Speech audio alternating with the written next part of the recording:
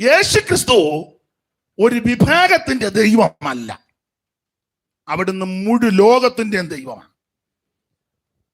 ക്രിസ്ത്യാനികളുടെ മാത്രം ദൈവമാണെന്ന് തെറ്റിദ്ധരിക്കരുത്.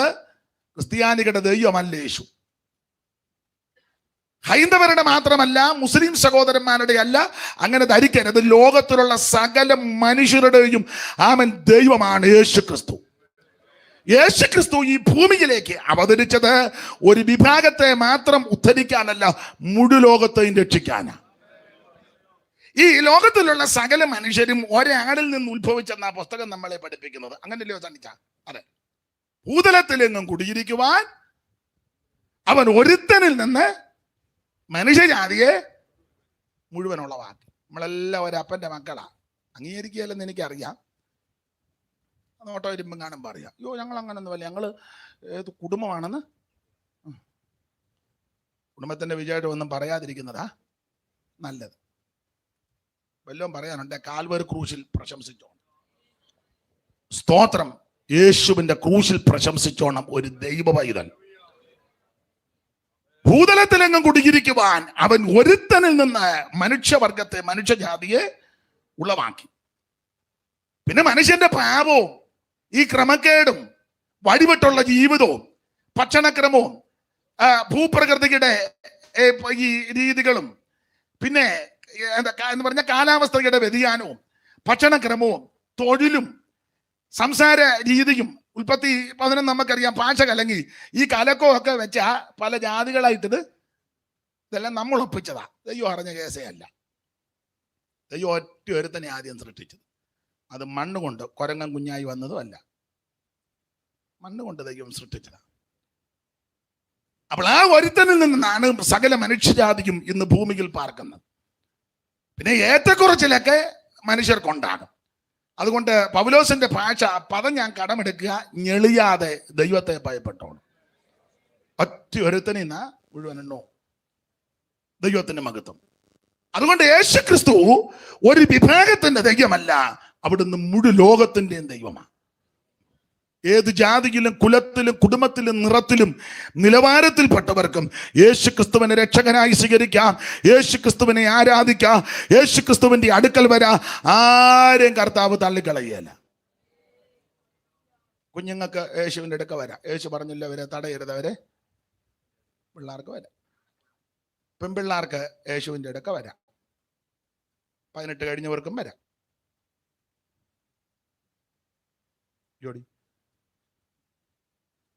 ഒറ്റയ്ക്ക് യേശുവിൻ്റെ അടുക്ക വരാം. ചിലർ 5-6 പേരുമായിട്ടാണ് നിൽക്കുന്നത്. കാരണം ഒറ്റയ്ക്ക് നിർത്താനും കൊള്ളുകയല്ലേ ചിലരെ. യേശു ഒറ്റയ്ക്കല്ലേ, ശമരിയാക്കാരിയുമായിട്ട്. ശിഷ്യന്മാരെല്ലാം ഭക്ഷണം കൊള്ളാൻ കടന്നു. മണിക്കൂറുകൾ സംസാരിച്ചല്ലോ. സംസാരിക്കും തോറും അവക്ക് ആവേശം വർദ്ധിച്ച് അവിടുത്തെ ഒന്നുകൂടെ രുചിച്ചറിയുക. ആദ്യം മനസ്സിലാക്കിയത് ഒരു യഹൂദൻ. അല്പം കഴിഞ്ഞപ്പോൾ മനസ്സിലായി യഹൂദൻ മാത്രമല്ല ഇദ്ദേഹം പ്രവാചകനാ. സ്തോത്രം.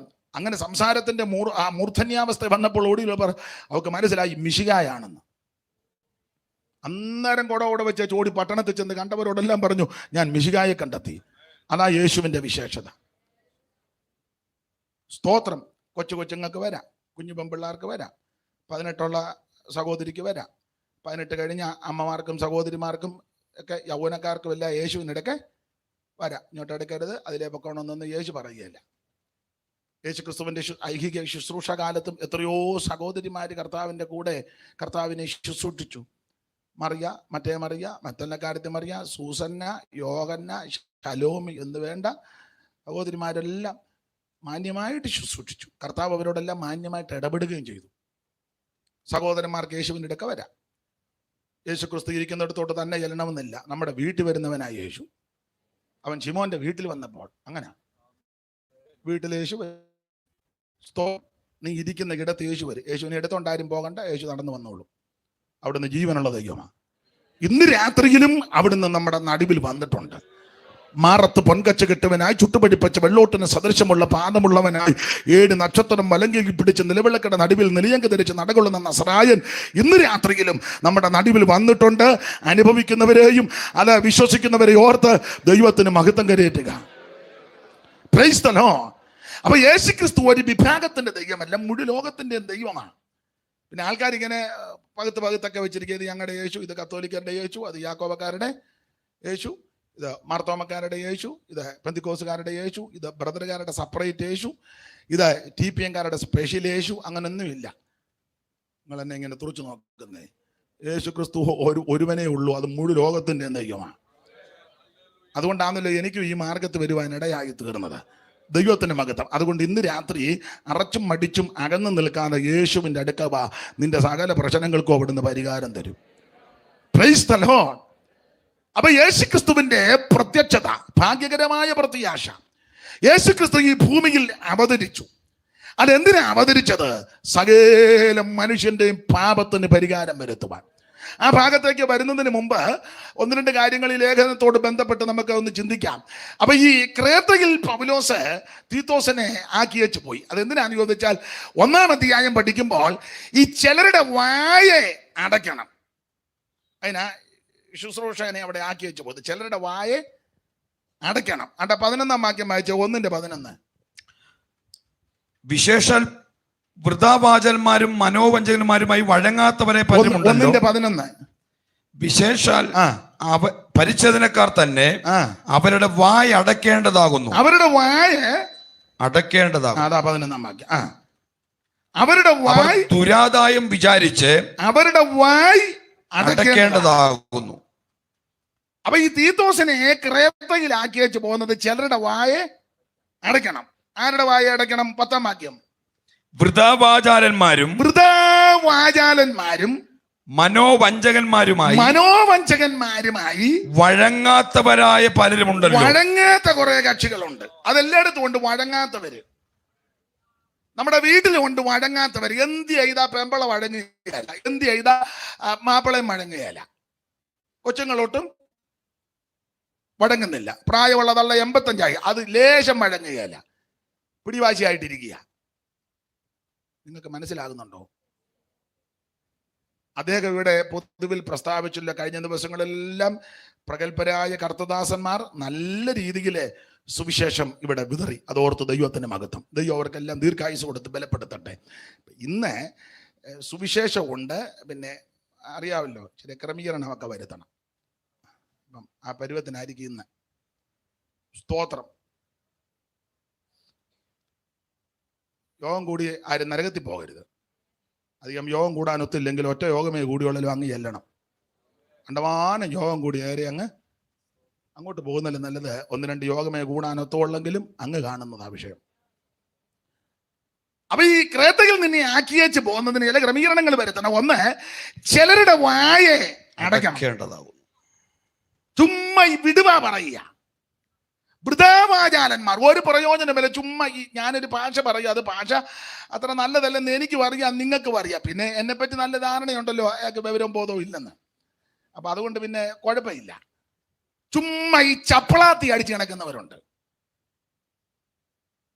ഒരു കടമ്പുമില്ല. ഞാൻ ദൈവദാസന്മാരോടും ദൈവമക്കളോടും പറയാം, നിന്റെ വായിൽ നിന്ന് വിശ്വാസത്തിന്റെ വാക്ക് വരണം. നിരാശയുടെയും പരാജയത്തിന്റെയും തകർച്ചയുടെയും വാക്ക് വരരുത്. ഒരു രോഗിയെ കണ്ടു, അന്നേരം അയ്യോ ഇത് ഇങ്ങനെ വെച്ചോണ്ടിരിക്കരുതെന്നല്ല പറയേണ്ടത്, യേശുവിന്റെ നാമത്തിൽ സൗഖ്യമാകുമെന്ന് പറയണം. നിരാശയോടെ ഒരുത്തൻ നമ്മുടെ അടുക്ക വന്നു, അയ്യോ ഞാനും ഭാരപ്പെട്ടിരിക്കുകയായിരുന്നു, നമുക്ക് എന്നാ ചെയ്യാനാ? അങ്ങനല്ല. ദൈവം നിന്റെ രട്ടടിച്ച് സന്തോഷം ഉടിപ്പിക്കും. നിന്റെ വിലാപത്തെ ദൈവം നൃത്തമാക്കി തീർക്കും. നിന്റെ പ്രശ്നങ്ങൾക്ക് യേശു പരിഹാരം തരും. യേശു സമാധാനം തരുന്ന ദൈവമാ. അന്യോന്യം ധൈര്യപ്പെടുത്തണം. ആവശ്യമില്ലാത്ത കാര്യങ്ങളൊന്നും പറഞ്ഞ് വിശ്വാസികളുടെ മനസ്സ് തകർക്കരുത്. സ്തോത്രം. വിശ്വാസത്തിന്റെ വാക്ക് പറയണം. അപ്പോൾ വൃഥാവാചാലന്മാരും മനോവഞ്ചകന്മാരുമായി വഴങ്ങാത്ത പലരുണ്ട്. വീട്ടിൽ വഴങ്ങാത്തവരുണ്ട്, സഭയ്ക്കകത്തുണ്ട് വഴങ്ങാത്തവർ. എന്ത് ചെയ്താ എട്ടിൽ വേണ്ടി അടുക്കാത്ത ആൾക്കാർ സഭയ്ക്കകത്ത് ഉണ്ട്. മിക്കതും കമ്മിറ്റിയില്ല, വഴങ്ങുകയല്ല. കാര്യം ആലോചിക്കുമ്പോൾ ചാടി മിറ്റത്തിറങ്ങും, മുണ്ടും പൊക്കി കുത്തി അവിടെ നിൽക്കുക, എന്നിട്ട് ഇങ്ങനെ നിൽക്കുക, മുൻകാലിങ്ങനെ അനക്കി വഴങ്ങുകയല്ല. ഇപ്പൊ പിന്നെ പാസ്റ്റർമാർക്ക് വലിയ പേടി. ഉടനെ അങ്ങ് എടുത്താ എല്ലാം കുത്തിയിരുന്ന് മുതുപാതിരാക്കിയിരുന്ന്, എടാ നീ കിടന്നുറങ്ങേ. കൂട്ടുവിശ്വാസിയും കൂട്ടു സഹോദരനെയും കൂട്ടുവേലക്കാരെ പറ്റി എഴുതിയാൽ നിന്റെ അസ്ഥി ഒടിക്കും. നിനക്ക് ദൈവം നിന്നെ പാടില്ല. സ്തോത്രം. പാടില്ല. വഴങ്ങാത്ത ഒത്തിരി എണ്ണമുണ്ട്. അത് വീട്ടിലുണ്ട്, സഭയ്ക്കകത്തുണ്ട്, നാട്ടിലുമുണ്ട്. അപ്പൊ തീത്തോസിന്, ഇത് സഭയോടുള്ള ദൂതായതുകൊണ്ട് തീത്തോസിനോട് പറയുക, നിന്നെ ഇവിടെ ആക്കിയത്, ക്രേത്തയിലാക്കിയത് ഇങ്ങനെയുള്ളവരുടെ വായെ അടയ്ക്കണം. ആവശ്യമില്ലാത്ത പറയുമ്പോൾ സ്റ്റോപ്പ് ചെയ്യിപ്പിക്കണം. ചിലര് സാക്ഷി, ഇപ്പോഴൊക്കെ സാക്ഷി കുറവാ. പണ്ടൊക്കെ നമ്മുടെ സഭകളിൽ ഇഷ്ടംപോലെ സാക്ഷ്യമാണ്. നിന്നിങ്ങനെ കറങ്ങും, നല്ലവനും വല്ലവനും വിശ്വസ്തനും, ഹല്ലേലൂയ, അത്ര നീട്ടേണ്ട ഒരു കാര്യമില്ല, ഹല്ലേലൂയ എന്ന് പറഞ്ഞാൽ മതി. ഇന്നങ്ങ് കറങ്ങുക. ഈ പറയുന്നത് മിക്കതും അവിശ്വാസവും നിരാശയാണ്. നിങ്ങൾ ശ്രദ്ധിച്ചിട്ട് ചില പറയാ 35 കൊല്ലമായി കൃപയിൽ വന്ന് ഇന്ന് വരെ ഒരു വിടുതലുണ്ടായിട്ടില്ല. എന്നാ നീ എഴുന്നേക്കായിരിക്കണ്ടേ? വിടുതലുള്ളവൻ എഴുന്നേക്കട്ടെ. സ്തോത്രം. അങ്ങനെയുള്ളവരുണ്ട് എന്ന് പറയണം. വൃഥാവാചാലന്മാരും മനോവഞ്ചകന്മാരും വഴങ്ങാത്തവരുമായ പലരുണ്ട്. അവരുടെ വായ അടയ്ക്കണം. ഞാൻ സഭയുടെ പേരൊന്നും പറയുന്നില്ല. ചില സഭയിലുണ്ട്, ഈ ട്യൂണ് മാറിയ ഉടനെ തമ്പറിന് ഒരു അടി അടിക്കും. അന്നേരം അവിടെ ഇരിക്കും. എവിടാന്ന് എന്നോട് ചോദിക്കരുത്, നിങ്ങൾക്ക് മനസ്സിലായി കാണും, അറിയാമല്ലോ. അവിടെ അങ്ങനെ തന്നെയല്ല, തമ്പേറും അവരുടെ ചുമതലപ്പെട്ടല്ല. അല്ല, ചുമ്മാ വരുന്നവനെല്ലാം തമ്പേറെടുത്ത് അടിക്കുകയല്ല. അവിടെ പോയി പുറകെ ഇരുന്നെങ്ങാനും കൈയടിച്ച് ബലപ്പെട്ടുണ്ട്. തമ്പേറൊക്കെ അടിക്കാൻ ഇവിടെ ആളുണ്ട്. മനസ്സിലായോ? ഇത് നമ്മുടെ ചില, ഞാൻ ഇന്ന് പകലും പ്രസംഗിച്ച്, നമ്മുടെ ചില സഭയെ തമ്പേറടിക്കാൻ, അത് സഭ തുടങ്ങിയ കാലം മുതലേ അച്ചാൻ, ഇയാൾക്ക് താളവും ഇല്ല, ബോധമില്ല, ടുണ്ടുണ്ടുണ്ടുണ്ടും. ഈ തമ്പേറയുടെ കൊടുക്കത്തുമില്ല. ഇയാൾ അടിച്ചാൽ ശരിയാകുകയും ഇല്ല. തമ്പേറങ്ങാനും വീട്ടിൽ അയാൾ സഭ വിട്ടു പോവുകയും ചെയ്യും. അത് പേടിച്ച് പേടിയാ.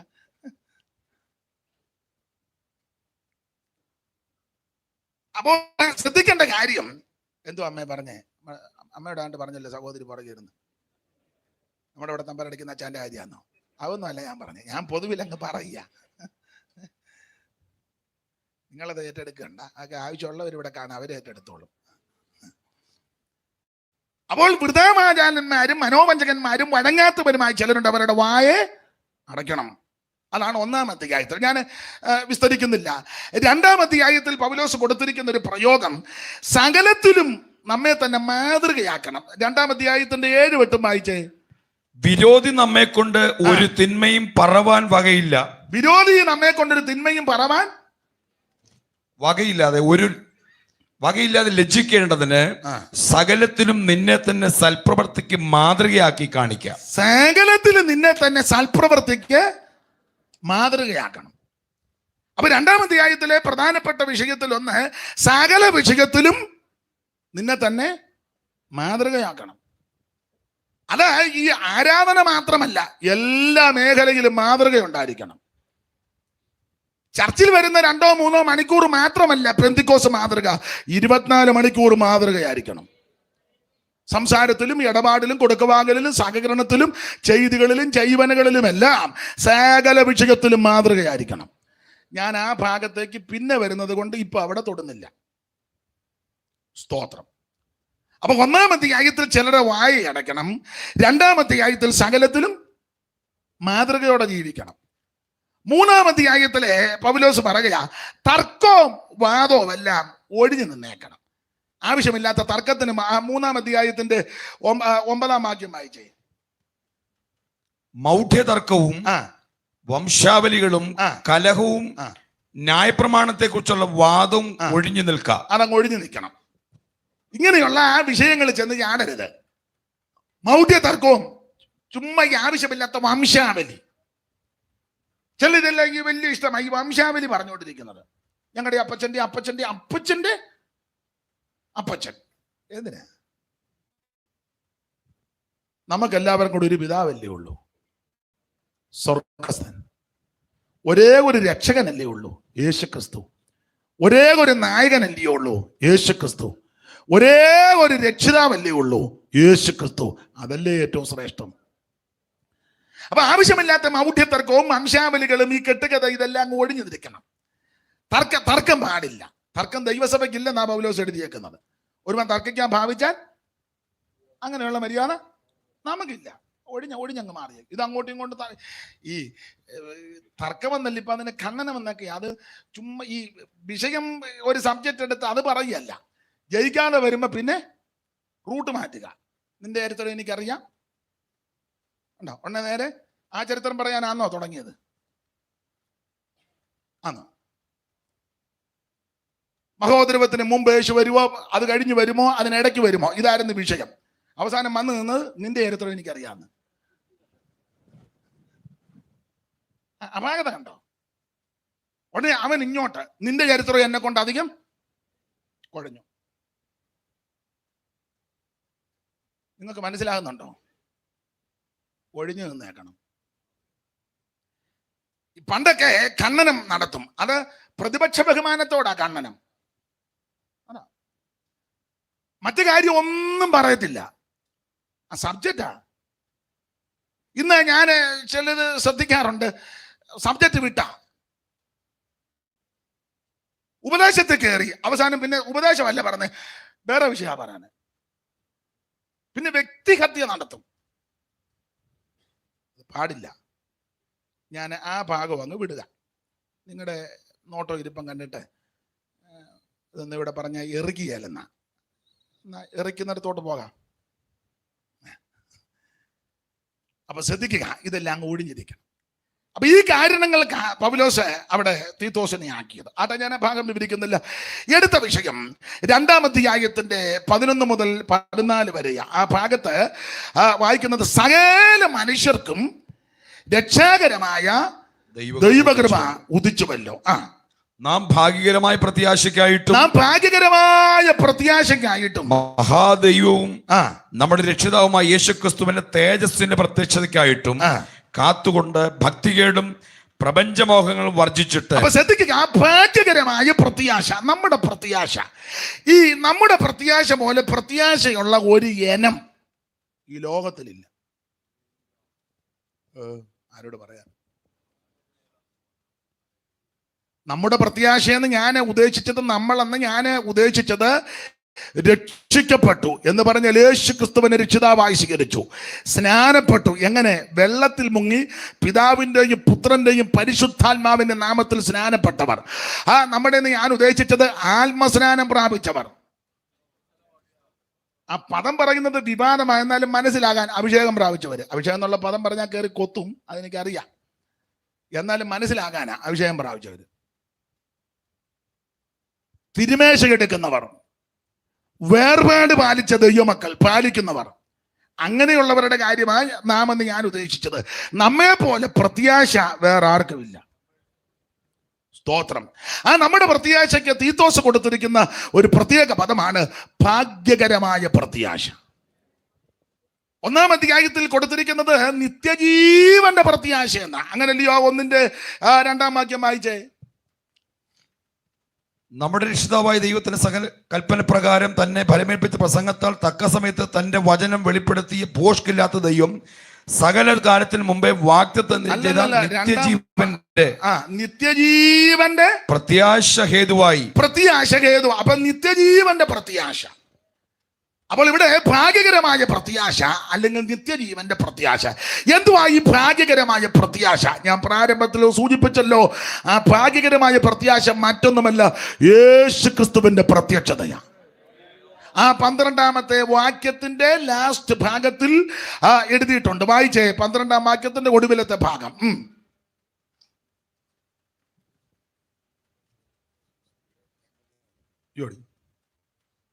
2-ാം അധ്യായത്തിന്റെ 12-ാമത്തെ വാക്യത്തിന്റെ ഒടുവിലത്തെ ഭാഗം രണ്ടുപേരുടെ ചേർന്നങ്ങ് വായിക്കേ. യേശുക്രിസ്തുവിന്റെ തേജസ്സിന്റെ പ്രത്യക്ഷതയ്ക്കായിട്ടും. യേശുക്രിസ്തുവിന്റെ തേജസ്സിന്റെ പ്രത്യക്ഷത. അപ്പൊ ശ്രദ്ധിക്കുക, എന്താ നമ്മുടെ പ്രത്യാശ? ഭാഗ്യകരമായ പ്രത്യാശ യേശുക്രിസ്തുവിന്റെ തേജസ്സിന്റെ പ്രത്യക്ഷത. ഞാനും നിങ്ങളും ഈ ദുഷ്ടലോകത്തിൽ പാപലോകത്തിൽ കാത്തിരിക്കുന്നത്, ഇനി കാത്തിരിക്കുന്ന ഒരൊറ്റ വിഷയമാണ്, പ്രധാനപ്പെട്ട വിഷയം യേശുക്രിസ്തുവിന്റെ പ്രത്യക്ഷത. ഇനി എത്രയും അല്പകാലം കഴിഞ്ഞിട്ട് വരുവാനുള്ളവൻ വരും. അതാ നമ്മുടെ പ്രതീക്ഷയും പ്രത്യാശയും. യേശുക്രിസ്തു ഒരിക്കൽ ഈ ഭൂമിയിൽ പ്രത്യക്ഷപ്പെട്ടു. എന്തിന്? മനുഷ്യവർഗത്തിന്റെ പാപത്തിന് പരിഹാരം വരുത്തുവാൻ. കന്യകാസൂനുമായി ഈ ഭൂമിയിൽ അവിടുന്ന് തിരുവെടുത്ത് മുന്നമേ കുറിച്ചു വെച്ചതുപോലെ അവതരിച്ചു. എന്തിന്? സകല മനുഷ്യരെയും അവൻ പാപത്തിൽ നിന്ന് രക്ഷിക്കുവാൻ. അതുകൊണ്ടാണല്ലോ ഗബ്രിയേൽ മാലാഖ വന്ന് പ്രത്യക്ഷപ്പെട്ടപ്പോൾ പറഞ്ഞത്, അവന് യേശുവെന്ന് പേരിടണം എന്ന് പറയാം. അവൻ രക്ഷിതാവാ. അവൻ മാനവജനതയെ അവരുടെ പാപങ്ങളിൽ നിന്ന് രക്ഷിപ്പാനിരിക്കൊണ്ട്. മനുഷ്യവർഗത്തിന്റെ പാപത്തിന് വരിക കർമ്മമാർഗം കൊണ്ടല്ല, പുണ്യപ്രവർത്തി കൊണ്ടല്ല. ഒരു സാധനം എടുത്തോണ്ട് അങ്ങോട്ടും ഇങ്ങോട്ടും ഓടുകയും വേണ്ട, ഉരുളുകയും വേണ്ട, നടക്കുകയും വേണ്ട, മുട്ടയിൽ വരയണ്ട, ചെരുപ്പിട്ടോണ്ടും ചെരുപ്പിട്ട അതൊക്കെ ചെരുപ്പിട്ട് ഇടുകയോ ഇടാതിരിക്കുക അവനവൻ്റെ ഇഷ്ടം. അതുകൊണ്ടൊന്നും രക്ഷപ്പെടുകയല്ല. സ്തോത്രം. വെള്ള വസ്ത്രം മാത്രം ധരിച്ചാലൊന്നും രക്ഷിക്കപ്പെടുകയല്ല. വെള്ള മാത്രം, ചുമന്നത് മാത്രം ഉടുത്താലൊന്നും രക്ഷപ്പെടുകയല്ല. കറുപ്പ് മാത്രം ഉടുത്തത് കൊണ്ട് കാര്യമായില്ല. മഞ്ഞ മാത്രം ഉടുത്തത് കൊണ്ടും കാര്യമല്ല. ഉടുക്കണമെന്നുള്ള ഏത് വേണേലും ഉടുക്കാം. പക്ഷെ നീ അങ്ങ് പോകണമെങ്കിൽ യേശു ക്രിസ്തുവിനെ രക്ഷിതാവായി സ്വീകരിക്കണം. അതിന് 5 പൈസ മുടക്കണ്ട, അര കാശ് മുടക്കണ്ട, അര മൈൽ നടക്കണ്ട. ഹൃദയം കർത്താവിന് കൊടുക്കുക. അല്ല അവൻ എഴുന്നേറ്റ് ബഹളവും വെപ്രാളവും ഉണ്ടാക്കണ്ട. ഇരിക്കുന്ന ഇടത്ത്, കേൾക്കുന്ന ഇടത്തിരുന്ന് പറഞ്ഞാൽ മതി, യേശുവേ ഞാനൊരു പാപിയാ, എൻ്റെ പാപത്തിൻ്റെ പരിഹാരത്തിന് അങ്ങ് മരിച്ചുവെന്ന് ഞാൻ വിശ്വസിക്കുന്നു. ഇന്ന് രാത്രി എന്നെ രക്ഷിക്കണമെന്ന് ആര് ആത്മാർത്ഥമായി ദൈവത്തോട് പ്രാർത്ഥിക്കും, അവരെ ഇന്ന് രാത്രി യേശു രക്ഷിക്കും. ഈ രാത്രി ചില ജീവിതങ്ങളുടെ രക്ഷയുടെ രാത്രിയാകട്ടെ. അര കാശ് മുടക്കണ്ട, അര മൈൽ നടക്കണ്ട. ഹൃദയം കർത്താവിന് കൊടുക്ക്. ഇന്ന് രാത്രി യേശു ക്രിസ്തു നിന്നെ രക്ഷിക്കും. രക്ഷിപ്പാൻ കഴിവുള്ള ഒരുവനേ ഉള്ളൂ, നസറയനാകുന്ന യേശു ക്രിസ്തു. Price the Lord. അവിടുന്ന് മാത്രമാണ് രക്ഷിപ്പാൻ കഴിവുള്ളവൻ. അവിടുന്ന് മാത്രമാണ് ആരാധനയ്ക്ക് യോഗ്യൻ. സ്തോത്രം. ആരെ ആരാധിക്കണമെന്ന് ചോദിച്ചാൽ ഒറ്റ വാക്ക് പറയാം, അവന് ദൈവത്തെ ആരാധിക്കണം. മനുഷ്യനെ ആരാധിക്കരുത്, മൃഗങ്ങളെ ആരാധിക്കരുത്, ഇഴജാതി, പറവജാതി, പക്ഷി, മൃഗാദികളെ ഒന്നും ആരാധിക്കരുത്, സൂര്യനെയും ചന്ദ്രനെ ഒന്നും ആരാധിക്കരുത്, ഭൂചരകേജ വസ്തുക്കളെ ആരാധിക്കരുത്. ആരാധനയ്ക്ക് യോഗ്യൻ യേശു ക്രിസ്തുവാ. അതെന്താ യേശു ക്രിസ്തു ആരാധനയ്ക്ക് യോഗ്യ ആകാൻ കാരണം? ഒന്ന്, അവിടുന്ന് മാത്രമാണ് വീണ്ടെടുപ്പാൻ കഴിവുള്ളവൻ. വീണ്ടെടുക്കാൻ കഴിവുള്ളവനെ വേണം പ്രിയപ്പെട്ടവർ ആരാധിക്കുവാൻ. മാത്രമല്ല അവിടുന്ന് മരിച്ച് ഉയർത്ത ദൈവമാണ്. അതുകൊണ്ട് അവിടുത്തെ ആരാധിക്കണം. മാത്രമല്ല വെളിപ്പാട് പുസ്തകം പഠിക്കുമ്പോൾ അവിടുന്ന് അവൻ ജയം പ്രാപിച്ചവനാ. ഇന്ന് രാത്രി ആരാധിക്കാൻ യോഗ്യനായ ഒരുവനേ ഉള്ളൂ, നസറയനാകുന്ന യേശു ക്രിസ്തു. Price the Lord. അതുകൊണ്ടല്ലയോ ആ പൊന്നും മൂരും കുന്തിരിക്കവും കൊണ്ടുവന്ന് അവിടുത്തെ തൃപ്പാനത്തിൽ കാഴ്ചവെച്ച് അമ്മയും മോനും കിടക്കുന്നെങ്കിൽ വണങ്ങി അവനെ നമസ്കരിച്ചു ആരാധിച്ചതാണല്ലോ നമ്മൾ തിരുവചനത്തിൽ വായിക്കുന്നത്. ആമേൻ. ആരാധനയ്ക്ക് യോഗ്യൻ യേശു ക്രിസ്തു. ഒന്ന് മകർന്നിന്നടുക്കൽ ഭക്തിയോടെ പൊന്നമൂര കുന്തിരിക്കം കാഴ്ചവെച്ചു. ഒന്ന് മകർന്നിന്നടുക്കൽ ഭക്തിയോടെ പൊന്നമൂര കുന്തിരിക്കം കാഴ്ചവെച്ചു. ഉന്നതാധികാരമുള്ള മന്നവൻ നീയെന്നു ധന്യർ സന്നമിച്ചു ഘോഷിച്ചു നീതാ. നിശങ്കമായി സിയോൻ മണവാളനെ, ശ്രീ നരപതിയെ സിയോൻ മണവാളനെ. നാശപാത്രമായ ലോകം ആകെയുദ്ധരിപ്പതിന് കന്യകയിൽ ജാതനായി വന്ന ശ്രീ നരപതിയെ സിയോൻ മണവാളനെ, ശ്രീ നരപതിയെ സിയോൻ മണവാളനെ. അട്ടിടയർ കൂട്ടമായി വന്ന നേരം ഈ തുശീലയിൽ കിടന്ന യേശുദേവാ. അട്ടിടയർ കൂട്ടമായി വന്ന നേരം ഈ തുശീലയിൽ കിടന്ന യേശുദേവാ.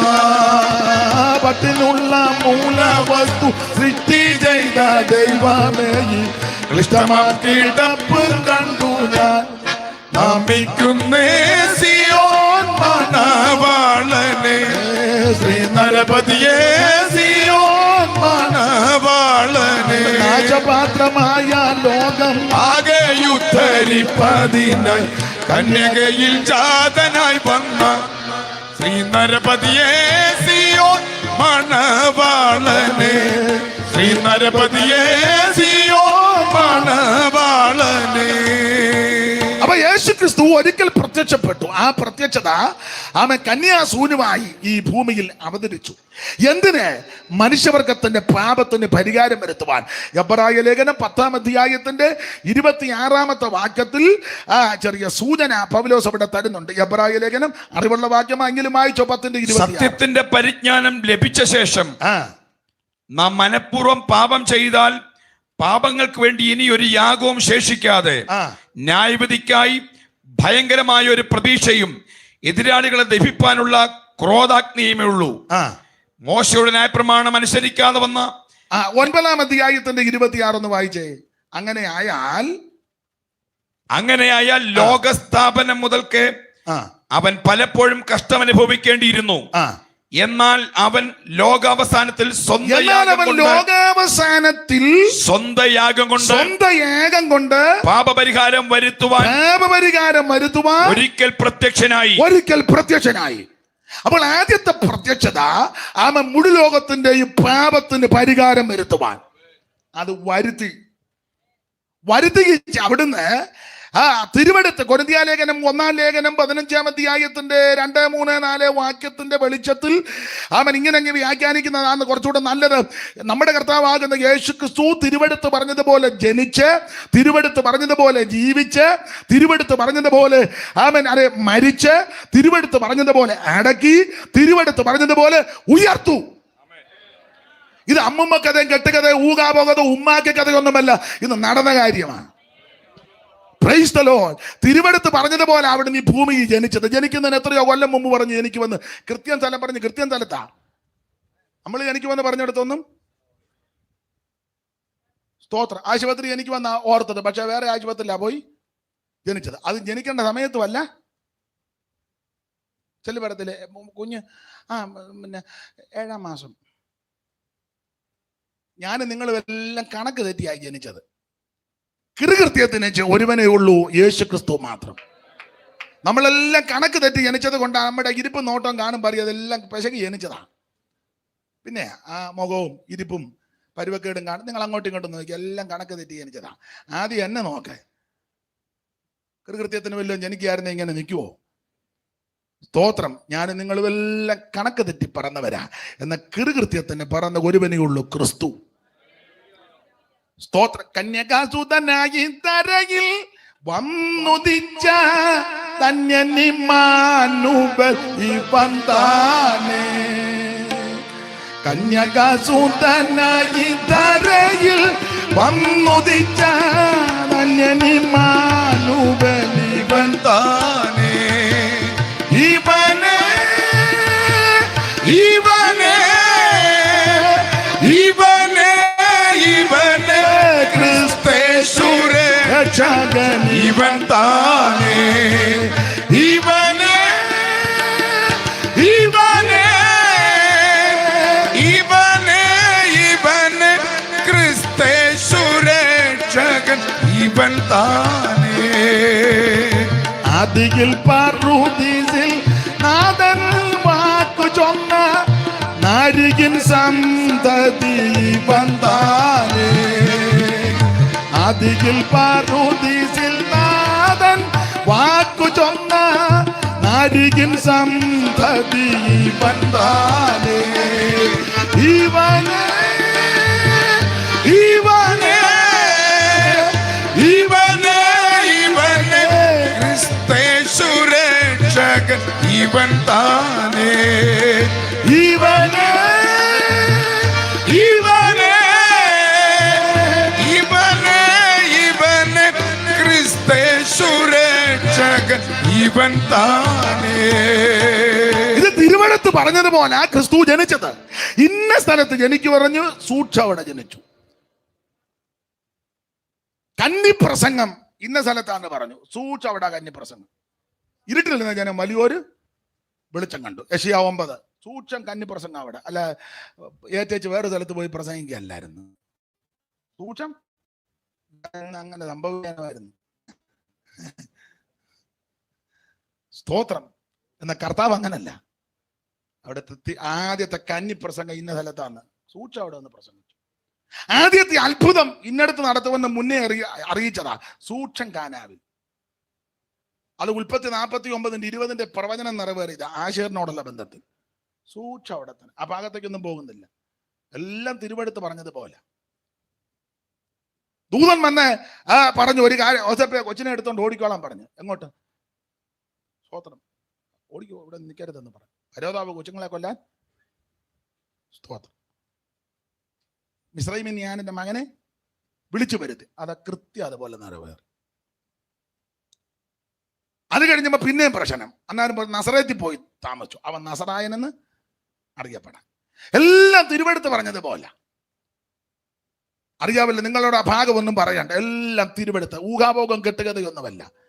അവിടുന്ന് തിരുവെടുത്ത് പറഞ്ഞതുപോലെ തിരുപ്പറവി, തിരുവെടുത്ത് പറഞ്ഞതുപോലെ യാത്ര, തിരുവെടുത്ത് പറഞ്ഞതുപോലെ ജീവിതം, തിരുവെടുത്ത് പറഞ്ഞതുപോലെ ശുശ്രൂഷ, തിരുവെടുത്ത് പറഞ്ഞതുപോലെ കഷ്ടാനുഭവങ്ങൾ, തിരുവെടുത്ത് പറഞ്ഞതുപോലെ അടക്കം, തിരുവെടുത്ത് പറഞ്ഞതുപോലെ ഉയർപ്പ്.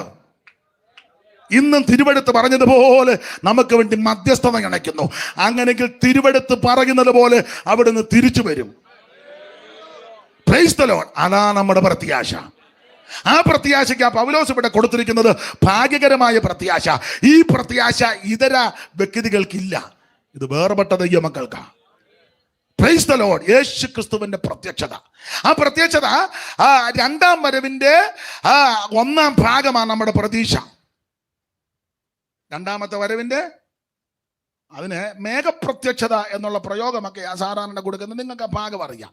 അതാണ് നമ്മുടെ പ്രതീക്ഷ. യേശു ക്രിസ്തു വീണ്ടും പ്രത്യക്ഷപ്പെടാൻ പോവുക. അതെന്തിന്? തിരുസഭയെ ചേർക്കാൻ. ദൈവത്തിന് മകൻ, അതാണ് നമ്മുടെ പ്രത്യാശ. അത് മുമ്പോട്ട് ഓടിച്ചു പോകാം. ദൈവത്തിന് സ്തോത്രം. എപ്പോഴാണ് അവിടുന്ന് പ്രത്യക്ഷപ്പെടുന്നത്? എപ്പോൾ പ്രത്യക്ഷപ്പെടും? കൃത്യമായ സമയമൊന്നും പറഞ്ഞിട്ടില്ല. മഹത്വ പ്രത്യക്ഷ ബന്ധത്തിലാണെങ്കിലും മത്തായി 24 മർക്കോസും ഒക്കെ ചേർത്ത് പഠിക്കുമ്പോൾ ആമേൻ അതിന് ടൈം ഒന്നും പറഞ്ഞിട്ടില്ല. നിനയാത്ത നാഴികയിലാണ് വരുന്നത്. പക്ഷെ കർത്താവ് തന്നെ ഒലിവുമലയിൽ ശിഷ്യന്മാരുമൊക്കെ ആയിട്ടിരിക്കുമ്പോൾ ശിഷ്യവൃന്ദങ്ങൾ കർത്താവിനോട്, കർത്താവ് നിന്റെ വരവിൽ ലോകാവസാനത്തിനും അടയാളം. അപ്പൊ കർത്താവ് മഹത്വ പ്രത്യക്ഷതയോടെ ബന്ധത്തിലാണെങ്കിലും പറഞ്ഞ ഒരു കാര്യം ഞാൻ മിക്കപ്പോഴും പറയാനുണ്ട്, നോഹയുടെ കാലം പോലാണ്. ആ നോഹയുടെ കാലത്തെ ഒരു പ്രത്യേകത എല്ലാവരും ബോധിച്ച പോലെ നടക്കുക. ഉൽപ്പത്തി 6-ാം അധ്യായത്തിൽ അങ്ങനല്ലയോ? ഒന്ന് വായിച്ച ഉൽപ്പത്തി പുസ്തകം, നമുക്ക് അറിവുള്ള വാക്യമായെങ്കിലും ഒന്നുകൂടെ ഒന്ന് ഓർപ്പിക്കാം. ഉൽപ്പത്തി പുസ്തകം 6-ാം അധ്യായത്തിന്റെ 1-ാം വാക്യം. മനുഷ്യൻ ഭൂമിയിൽ പെരുകി തുടങ്ങി, മനുഷ്യൻ ഭൂമിയിൽ പെരുകി തുടങ്ങി. അവർക്ക് പുത്രിമാർ ദൈവത്തിന്റെ പുത്രന്മാർ മനുഷ്യരുടെ പുത്രിമാരെ സൗന്ദര്യമുള്ളവരെന്ന് കണ്ടിട്ട് തങ്ങൾക്ക് ബോധിച്ച ഏവരെയും ഭാര്യമാരെ എടുത്തു. അപ്പൊ ഈ ഭാര്യമാരായിട്ട് തെരഞ്ഞെടുക്കുക, കുടുംബജീവിതം നയിക്കുക, അത് ദൈവകൃപ കണ്ട് തെരഞ്ഞെടുത്തെന്നല്ല, പിന്നെയോ ബോധിച്ച പോലെ സൗന്ദര്യം കണ്ട് തെരഞ്ഞെടുത്തുന്ന. ഇപ്പോഴത്തെ തെരഞ്ഞെടുപ്പെല്ലാം അങ്ങനെ കാശും സൗന്ദര്യവും ഒക്കെ കണ്ട വിദ്യാഭ്യാസം, അത് തെറ്റാന്നല്ല, സൗന്ദര്യം നല്ലതാ, വിദ്യാഭ്യാസം നല്ലതാ, പൈസയൊക്കെ അത്യാവശ്യം. പക്ഷേ എല്ലാറ്റിലും ഉപരി ദൈവകൃപയാ വിഷയം. ദൈവകൃപയാ വിഷയം. നിങ്ങൾ വചനത്തിലൊക്കെ തിട്ടമുള്ളവർ, അതുകൊണ്ട് നിങ്ങളെ പഠിപ്പിക്കണ്ടെങ്കിലും ആ ഭാഗം നിങ്ങൾക്കറിയാം. യഹോശാഫാത്ത് ആഗാവുമായിട്ട് സംബന്ധം ഉണ്ടായെന്ന എന്ന് പറഞ്ഞ് യഹോശാഫാത്തിന്റെ മോൻ യഹോരാമിനെ കൊണ്ട് ആഗാവിന്റെ മോൾ അദല്യായെ കെട്ടിച്ചു. ഇത് ദൈവകൃപ നോക്കി കെട്ടിച്ചതല്ല, കാശ് നോക്കി കെട്ടിച്ചതാ. ആ 18-ാം അധ്യായത്തിന്റെ 1-2 വായിച്ച്. ദിനവൃത്താന്തങ്ങളുടെ 2-ാം പുസ്തകം 18-ാം അധ്യായത്തിന്റെ 1-2.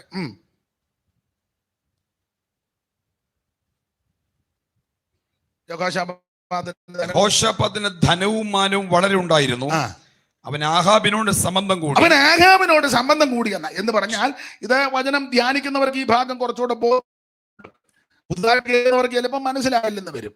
യഹോശാഫാത്തിന് ധനവും മാനവും വളരെ ഉണ്ടായിരുന്നു. അവൻ ആഗാവുമായിട്ട് സംബന്ധം കൂടി എന്ന് പറഞ്ഞ യഹോശാഫാത്തിന്റെ മോൻ യഹോരാമിനെ കൊണ്ട് ആഗാബിന്റെ മോൾ അദല്യായെ കെട്ടിച്ചു.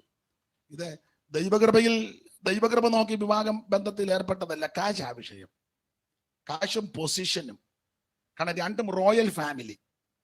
ഒന്ന് ആഹാബിന്റെ കുടുംബം, ഇപ്പൊ യഹോശാഫാത്തിന്റെ കുടുംബം. ഫാമിലി നല്ലതാ, നമ്മൾ പറയുന്നത് നല്ല സെറ്റപ്പാണ്, നല്ല സെറ്റപ്പ്, ഫാമിലി സെറ്റപ്പ്. പിന്നെ രണ്ടും അറിയാമല്ലോ, രണ്ട് പ്രഗത്ഭരായ 2 പേരുടെ മക്കള്. ഈ കല്യാണം ദൈവഹിതമല്ല, ഇത് കാശും പുത്തനെ നോക്കി കെട്ടിച്ചതാ. ഞാൻ കഴിഞ്ഞ ദിവസവും പ്രസംഗിച്ചു പറഞ്ഞ, പണ്ടൊക്കെ പെന്തിക്കോസുകാരാന്നല്ല നമ്മള്, പെന്തിക്കോസുകാർ കല്യാണം ആലോചിക്കുമ്പോൾ ഒത്തിരി കാര്യം ചോദിക്കും. രക്ഷിക്കപ്പെട്ടതാണോ? അയ്യോ പിന്നെ. ഉറപ്പിക്കത്തില്ല. സ്നാനപ്പെട്ടതാണോ? അയ്യോ പിന്നെ. കല്ലടയാറ്റില്ല അവനെ മുക്കിയത്. അപ്പൊ അതിനകത്ത് പാലത്തെ വരെ ആൾക്കാർ ഞാന്ന് കിടക്കുകയായിരുന്നു അവന്റെ. എന്നാലും ഉറപ്പിക്കത്തില്ല അവൻ അഭിഷേകം പ്രാപിച്ചാന്നോ, അതോ എല്ലാവരും ആത്മാവിലാകുമ്പോൾ അവൻ വേണ്ട വേണ്ടെന്ന് പറഞ്ഞിരിക്കുകയാന്നോ? അവൻ അഭിഷേകം പ്രാപിച്ചാ. അയ്യോ, അവൻ അഭിഷേകം അവന്റെ അടുത്ത് പോലും ഇരിക്കാൻ മേല അത്രയ്ക്ക്. പിന്നെ പണ്ടൊക്കെ അങ്ങനെ. അടുത്ത ചോദ്യം, അവൻ സഭായത്തിന് വരുമോ? കാരണം പ്രാപിച്ചാലും ഇങ്ങോട്ട് വരികയല്ല, എല്ലാവരും അവിടെ തന്നെ ഇരിക്കുക, പ്രാപിച്ച് അവിടെ തന്നെ ഇരുന്ന് കുലുങ്ങുക. ഇപ്പൊ ഈ കോവിഡ് വന്നതിന്റെ ചില നിയമങ്ങൾ ഗവൺമെന്റ് ചെയ്തു, അത് നല്ലത്. പക്ഷെ ഇപ്പൊ അതൊരു നല്ല താരിപ്പാക്കി പലരും കണ്ടിരിക്കുക. ഹോളിലോട്ട് വരാൻ മേല, ഒറ്റ കല്യാണം വിടുകയല്ല, പക്ഷെ സഭാഹോളിൽ കയറുകയല്ല. ഞാൻ പലരെ ശ്രദ്ധിക്കും, സഭായത്തിന് വരത്ത തള്ള എവിടെ നിന്ന് ഐസ്ക്രീം തിന്നുന്നു. അവർക്ക് വയ്യ, ഡെസ്കെ പിടിച്ചോണ്ടാവരണം. ഞാൻ തമാശ പറഞ്ഞ എൻ്റെ കണ്ണിന് കണ്ടതാ. അപ്പൊ ഞാൻ അവരോട് ചോദിച്ചു, സഭായത്തിനൊന്നും ഇപ്പൊ വയ്യ, കോവിഡ് അല്ലയോ? തമാശയായിട്ട് ചിരിക്കാൻ പറഞ്ഞതല്ല, കണ്ണിന് കണ്ട കാര്യമാണ്. പള്ളി മാത്രം വരാൻ, അതിന് പള്ളി കോവിഡ്, കല്യാണത്തിനോ ഒരു കോവിഡും. നിന്നെ ദൈവം കീറും, ഇനി എന്നാ കീറാനാ? പിന്നെ വേറൊരു മറുവശമുണ്ട്. ഈ മിക്ക പള്ളിയിൽ ഇപ്പൊ ചെല്ലുന്നതും അസ്വസ്ഥത, അതിനകത്ത് മുഴുവൻ ബഹളവും പഴക്കും പിടുത്തവുക. പിന്നെ ആൾക്കാരൊക്കെ വെറുതെ അവിടെ പോയി തല്ലുകൊള്ളുന്നല്ലേ നല്ലത്. കുടുംബത്തിരുന്നാ തല്ലുകൊള്ളുകയല്ലോ. അല്ല, മറുവശവും. എന്നാൽ ഒരു കാര്യം, ആരാധനയും പ്രാർത്ഥനയും വചന ശുശ്രൂഷയും കൂട്ടായ്മകളിലെടുത്ത് മുടക്കരുത്, ചെന്ന് സംബന്ധിച്ചോണം. Price the Lord. അത് മുടക്കരുത്. അപ്പൊ ഇവിടെ ആ ഭാഗം ഈ യഹോശാഫാത്തുമായിട്ട് സംബന്ധം. അപ്പൊ ഈ കല്യാണം ആലോചിക്കുമ്പോൾ അങ്ങനെ അവൻ അഭിഷേകം പ്രാപിച്ചായിരുന്നു. പിന്നെ സഭായത്തിന് വരുമോ? അയ്യോ, അവനാ സഭാഗോള് തുറക്കുകയും പൂട്ടുകയും ചെയ്ത്. രണ്ടാമത് പറഞ്ഞവർ മിക്കടുത്തും ഉണ്ടേതാ, അവർ പൂട്ടിയേച്ച് പോയി. മറ്റേ ഗ്രൂപ്പുകാർ പുതിയതാഴ് അത് തല്ലിപ്പറിച്ചേച്ച് പുതിയതായിട്ട് അവന് സംഘം പിന്നെ വന്ന പെടാതെ പുതിയതാ ഒന്ന് ഇവൻ ഇത് അടിച്ചു പറിച്ച്. അവസാനം ദൂതന്മാർ വരേണ്ട സ്ഥലത്ത് പോലീസ് എല്ലാം കൂടെ വന്ന്, നിങ്ങൾ 8 മുതൽ 10 വരെ കയറിയാട്ടെ, പോലീസ് തോക്കുമായിട്ട് അവിടെ നിൽക്കുക. വല്ല കാര്യമുള്ള കാര്യം. പാസ്റ്റർ പറ, കർത്താവേ ദൂതന്മാർ കുനിഞ്ഞു നോക്കുന്ന ആരാ? കുനിഞ്ഞു നോക്കുന്ന പോലീസ് ആടാ. നീ അവിടെ നിന്ന് വല്ല വിക്രിയ കാണിക്കുന്നുണ്ടെന്ന് അവന്മാരവിടെ കുനിഞ്ഞു നോക്കുന്നു. അത് നിങ്ങൾക്ക് ഇടയ്ക്ക് നാരങ്ങാ വെള്ളം കൊണ്ട് കൊടുക്കണം. വരുന്ന മെനക്കേടെന്തല്ലാന്ന് ഓർത്തോണം. ആട്ടെ, ഞാൻ ആ ഭാഗത്തേക്ക് പോകുന്നില്ല. പണ്ടൊക്കെ ഇത് ചോദിക്കും, അവനെ സഭായത്തിന് വരുമോ? അന്നേരം പറഞ്ഞു, അയ്യോ അവൻ സഭായത്തിന് അവൻ ആ ഹോള് വന്ന് തുറക്കുകയും അത് കഴിഞ്ഞെല്ലാം ക്രമീകരിച്ച് പൂട്ടുകയൊക്കെ ചെയ്തു. പിന്നെ ചോദിക്കും, ആട്ടെ അവൻ കർത്തൃമേശ എടുക്കുമോ, തിരുമേശ? പണ്ടൊക്കെ അത് ചോദിക്കും. ഞാൻ പെന്തിക്കോസുകാരോടൊരു കാര്യം പറയാം, വിശേഷിച്ച് ശുശ്രൂഷകന്മാരോടും എന്നെ കേൾക്കുന്നവരോട്. ദൈവസഭയ്ക്കകത്ത് തിരുമേശ എടുക്കാൻ പ്രാഗപ്പില്ല ഇല്ലാത്തവൻ ഒരു അഭിപ്രായവും പറയരുത്. എല്ലാ ആഴ്ചയിലും തിരുമേശ നടത്തുന്നതാ ശരിയായ ആരാധന. ഞാൻ കണ്ടിട്ടില്ലെങ്കിലും ക്ലാസ്സിന് ഇരുന്നിട്ടില്ലെങ്കിലും വേറെ പുസ്തകത്തിന്റെ വെളിച്ചത്തിലും IPCയുടെ അഭിമാനമായിരുന്നല്ലോ മൺമറഞ്ഞ TG ഉമ്മച്ചനപ്പച്ചൻ അവർകൾ. അദ്ദേഹത്തിന്റെ അടിസ്ഥാന വേദോപദേശമൊക്കെ കേട്ടിട്ടുള്ളവരായി ഇവിടെ ഇരിക്കുന്ന പലരും, സണ്ണിച്ചാനൊക്കെ അനുഭവിച്ചിട്ടുള്ളവരാ. തിരുമേശയില്ലാത്ത ആരാധനയല്ല.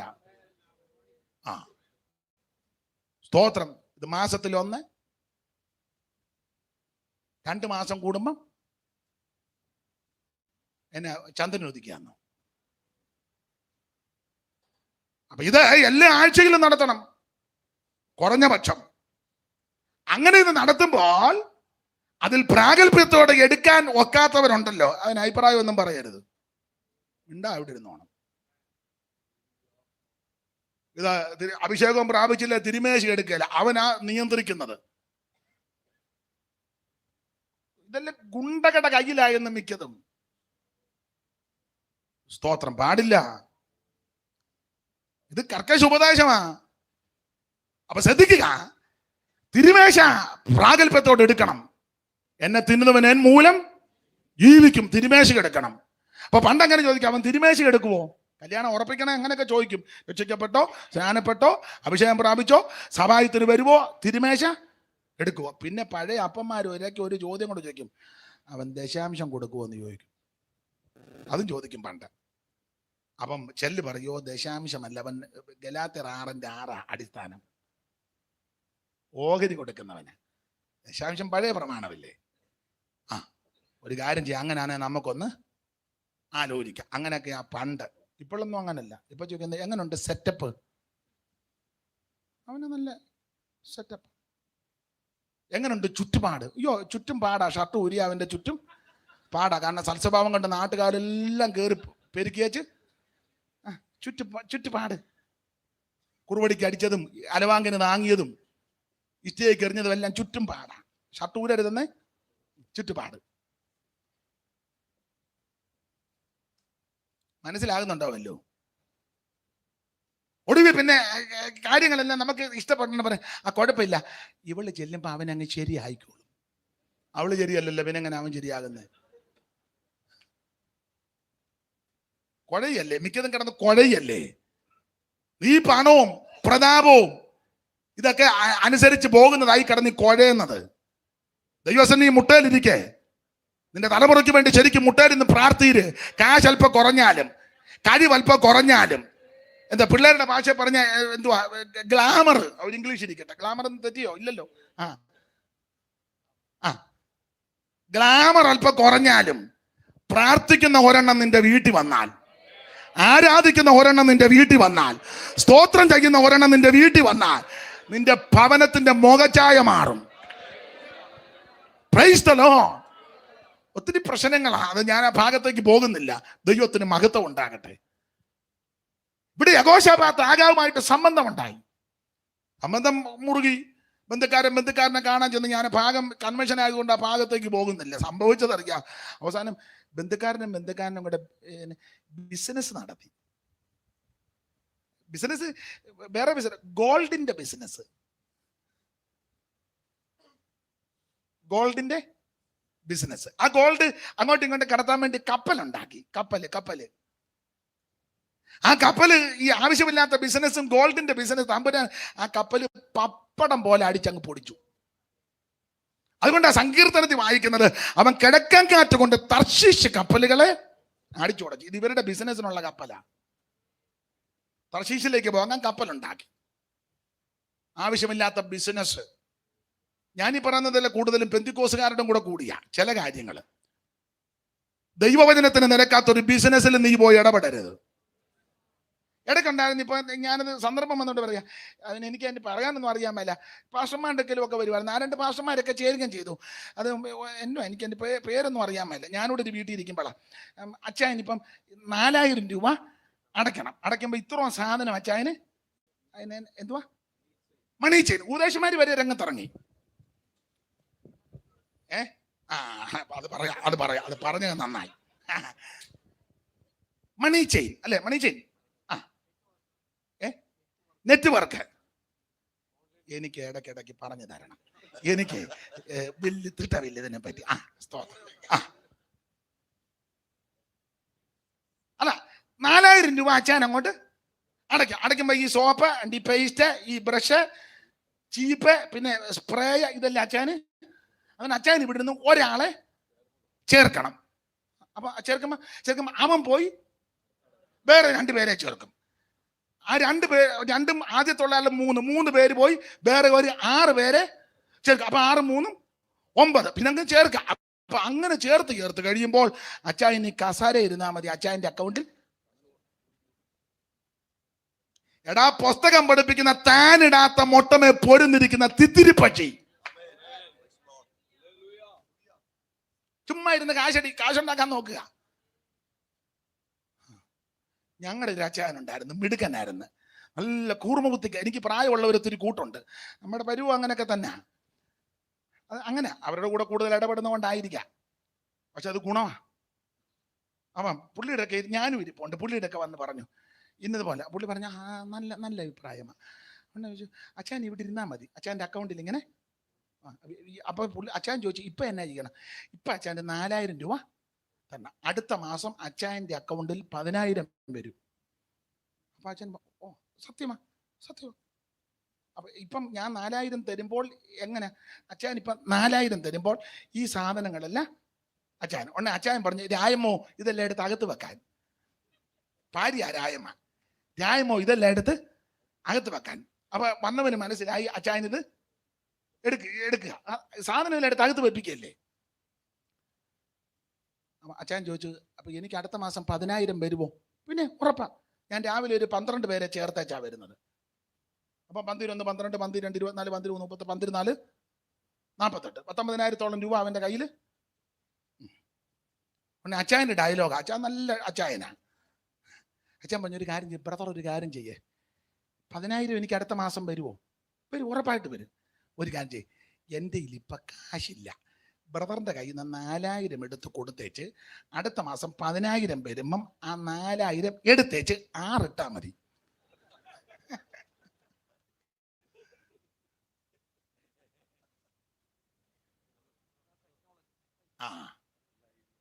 അങ്ങനുണ്ട്. ഇടുകയെന്ന് പറയാൻ പറ്റുമോ? കിട്ടുകയെന്ന് പറയാൻ ഒരു വെട്ടിനകത്തായി.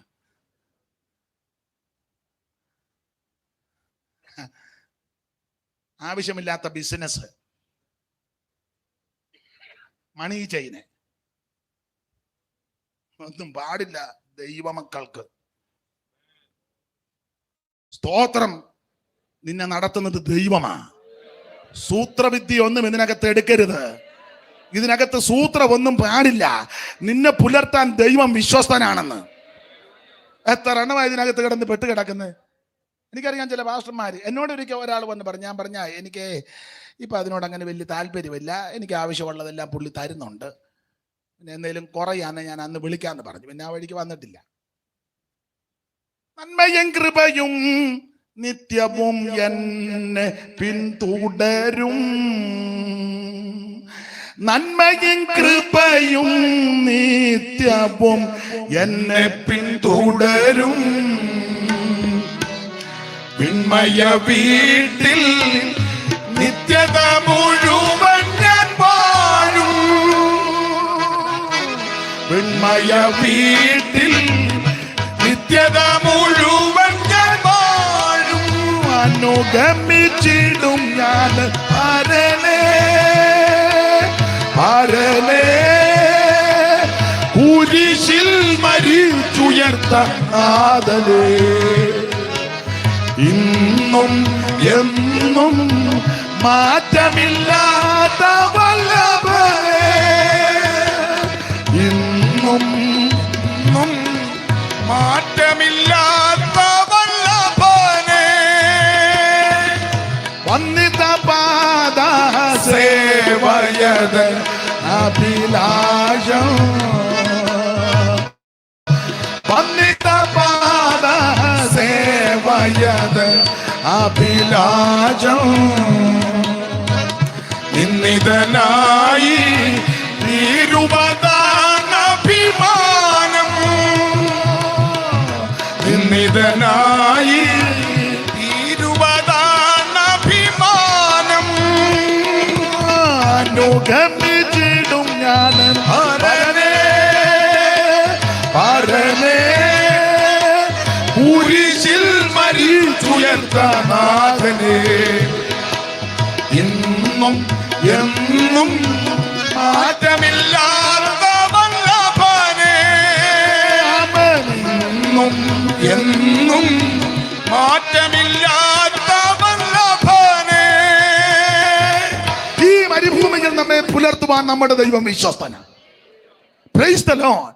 അപ്പൊ ആവശ്യമില്ലാത്ത ബിസിനസ്, ബന്ധുക്കാരന്റെ ബിസിനസ് നടത്തി, തർശീശയിലേക്ക് അവിടെ കപ്പലുണ്ടാക്കി, ഗോൾഡിന്റെ ഓഹരിയിൽ ഗോൾഡിന്റെ ബിസിനസ്, തമ്പുരാൻ കപ്പലെല്ലാം കൂടെ അടിച്ച് പൊടിച്ച് പാപ്പടം പോലെ പൊടിച്ച് കിഴക്കൻ കാറ്റടിപ്പിച്ചു. ആവശ്യമില്ലാത്ത ബിസിനസ്. ഈ കാശും പ്രതാപം നോക്കി കെട്ടിച്ചു. അവസാനം എല്ലാ വാക്യവും ഒടിപ്പിക്കുന്നില്ല. വേദപുസ്തകം പഠിക്കുന്ന കർത്തദാസന്മാർക്കറിയാം അവസാനം പറ്റി. ആർക്കും വരാതിരിക്കട്ടെ, പക്ഷെ ഭയത്തോടെ ഞാൻ പറയുക, അവസാനം സംഭവിച്ചത് ചെറുക്കന് കൊടലി ക്യാൻസർ ഉണ്ടായെന്ന. യഹോശാബാത്തിന്റെ മകൻ യഹോരാമിന് വേദ പഠിതാക്കൾ ആ ഭാഗമെല്ലാം കൂടെ പഠിച്ചേച്ച് പറയുന്ന കൊടലിൽ ക്യാൻസർ വന്ന് ഉദരം പൊട്ടി കൊടല് വെളിയിൽ ചാടി. അപ്പനൊരു കെട്ടീര് കെട്ടിച്ചത് ആ മോൻ്റെ ആപ്പീസ് കൂട്ടി. ഞാനിത് ഭയത്തോടാ പറയുന്നത്, ഇത് പേടിച്ചാ സംസാരം. അതുകൊണ്ട് ലോകമെമ്പാടുമുള്ള സകല പെന്തിക്കോസുകാരോട് ഞാൻ പറയുക, കാശ് അല്പം കുറഞ്ഞാലും, പൊസിഷൻ കുറഞ്ഞാലും, അരിസ്റ്റോക്രാറ്റ് ഫാമിലി അല്ലെങ്കിലും വലിയ ബിസിനസ്സും ഒന്നും ഇല്ലെങ്കിലും ദൈവകൃപയുണ്ടെങ്കിൽ അതാ നല്ലത്. ഇത് ഞാൻ ഭയത്തോടാ പറയുന്നത്. ആർക്കും ഇത് സംഭവിക്കാതിരിക്കട്ടെ. ജീവിതത്തിൽ എന്തെങ്കിലും അപാകത വന്നെങ്കിൽ ഇന്ന് രാത്രി ഏറ്റു പറ, എൻ്റെ കർത്താവെ ഇന്ന് രാത്രി സമർപ്പിക്കുക, ഇന്ന് രാത്രി ഞാൻ മടങ്ങി വരികയാ. ആവശ്യമില്ലാത്ത ബന്ധങ്ങൾ, ബിസിനസ്സുകൾ, ഇടപാടുകൾ ഒന്നും എൻ്റെ ജീവിതത്തിൽ ഇനി സംഭവിക്കരുത്. അങ്ങക്ക് ഹിതമില്ലാത്ത ഒന്നിൽ ഇടപെടുവാൻ എന്നെ അനുവദിക്കരുത്. പൗലോസ് കൊടുത്തിരിക്കുന്ന പ്രയോഗം എത്ര ശ്രേഷ്ഠമാ. ഇഹലോകത്തിലേക്ക് ഒന്നും നാം കൊണ്ടുവന്നിട്ടില്ല, ഇവിടെ നിന്ന് യാതൊന്നും നമ്മൾ കൊണ്ടുപോകത്തില്ല. അടുത്ത വാക്യം നിങ്ങൾ പറയണം. സ്തോത്രം.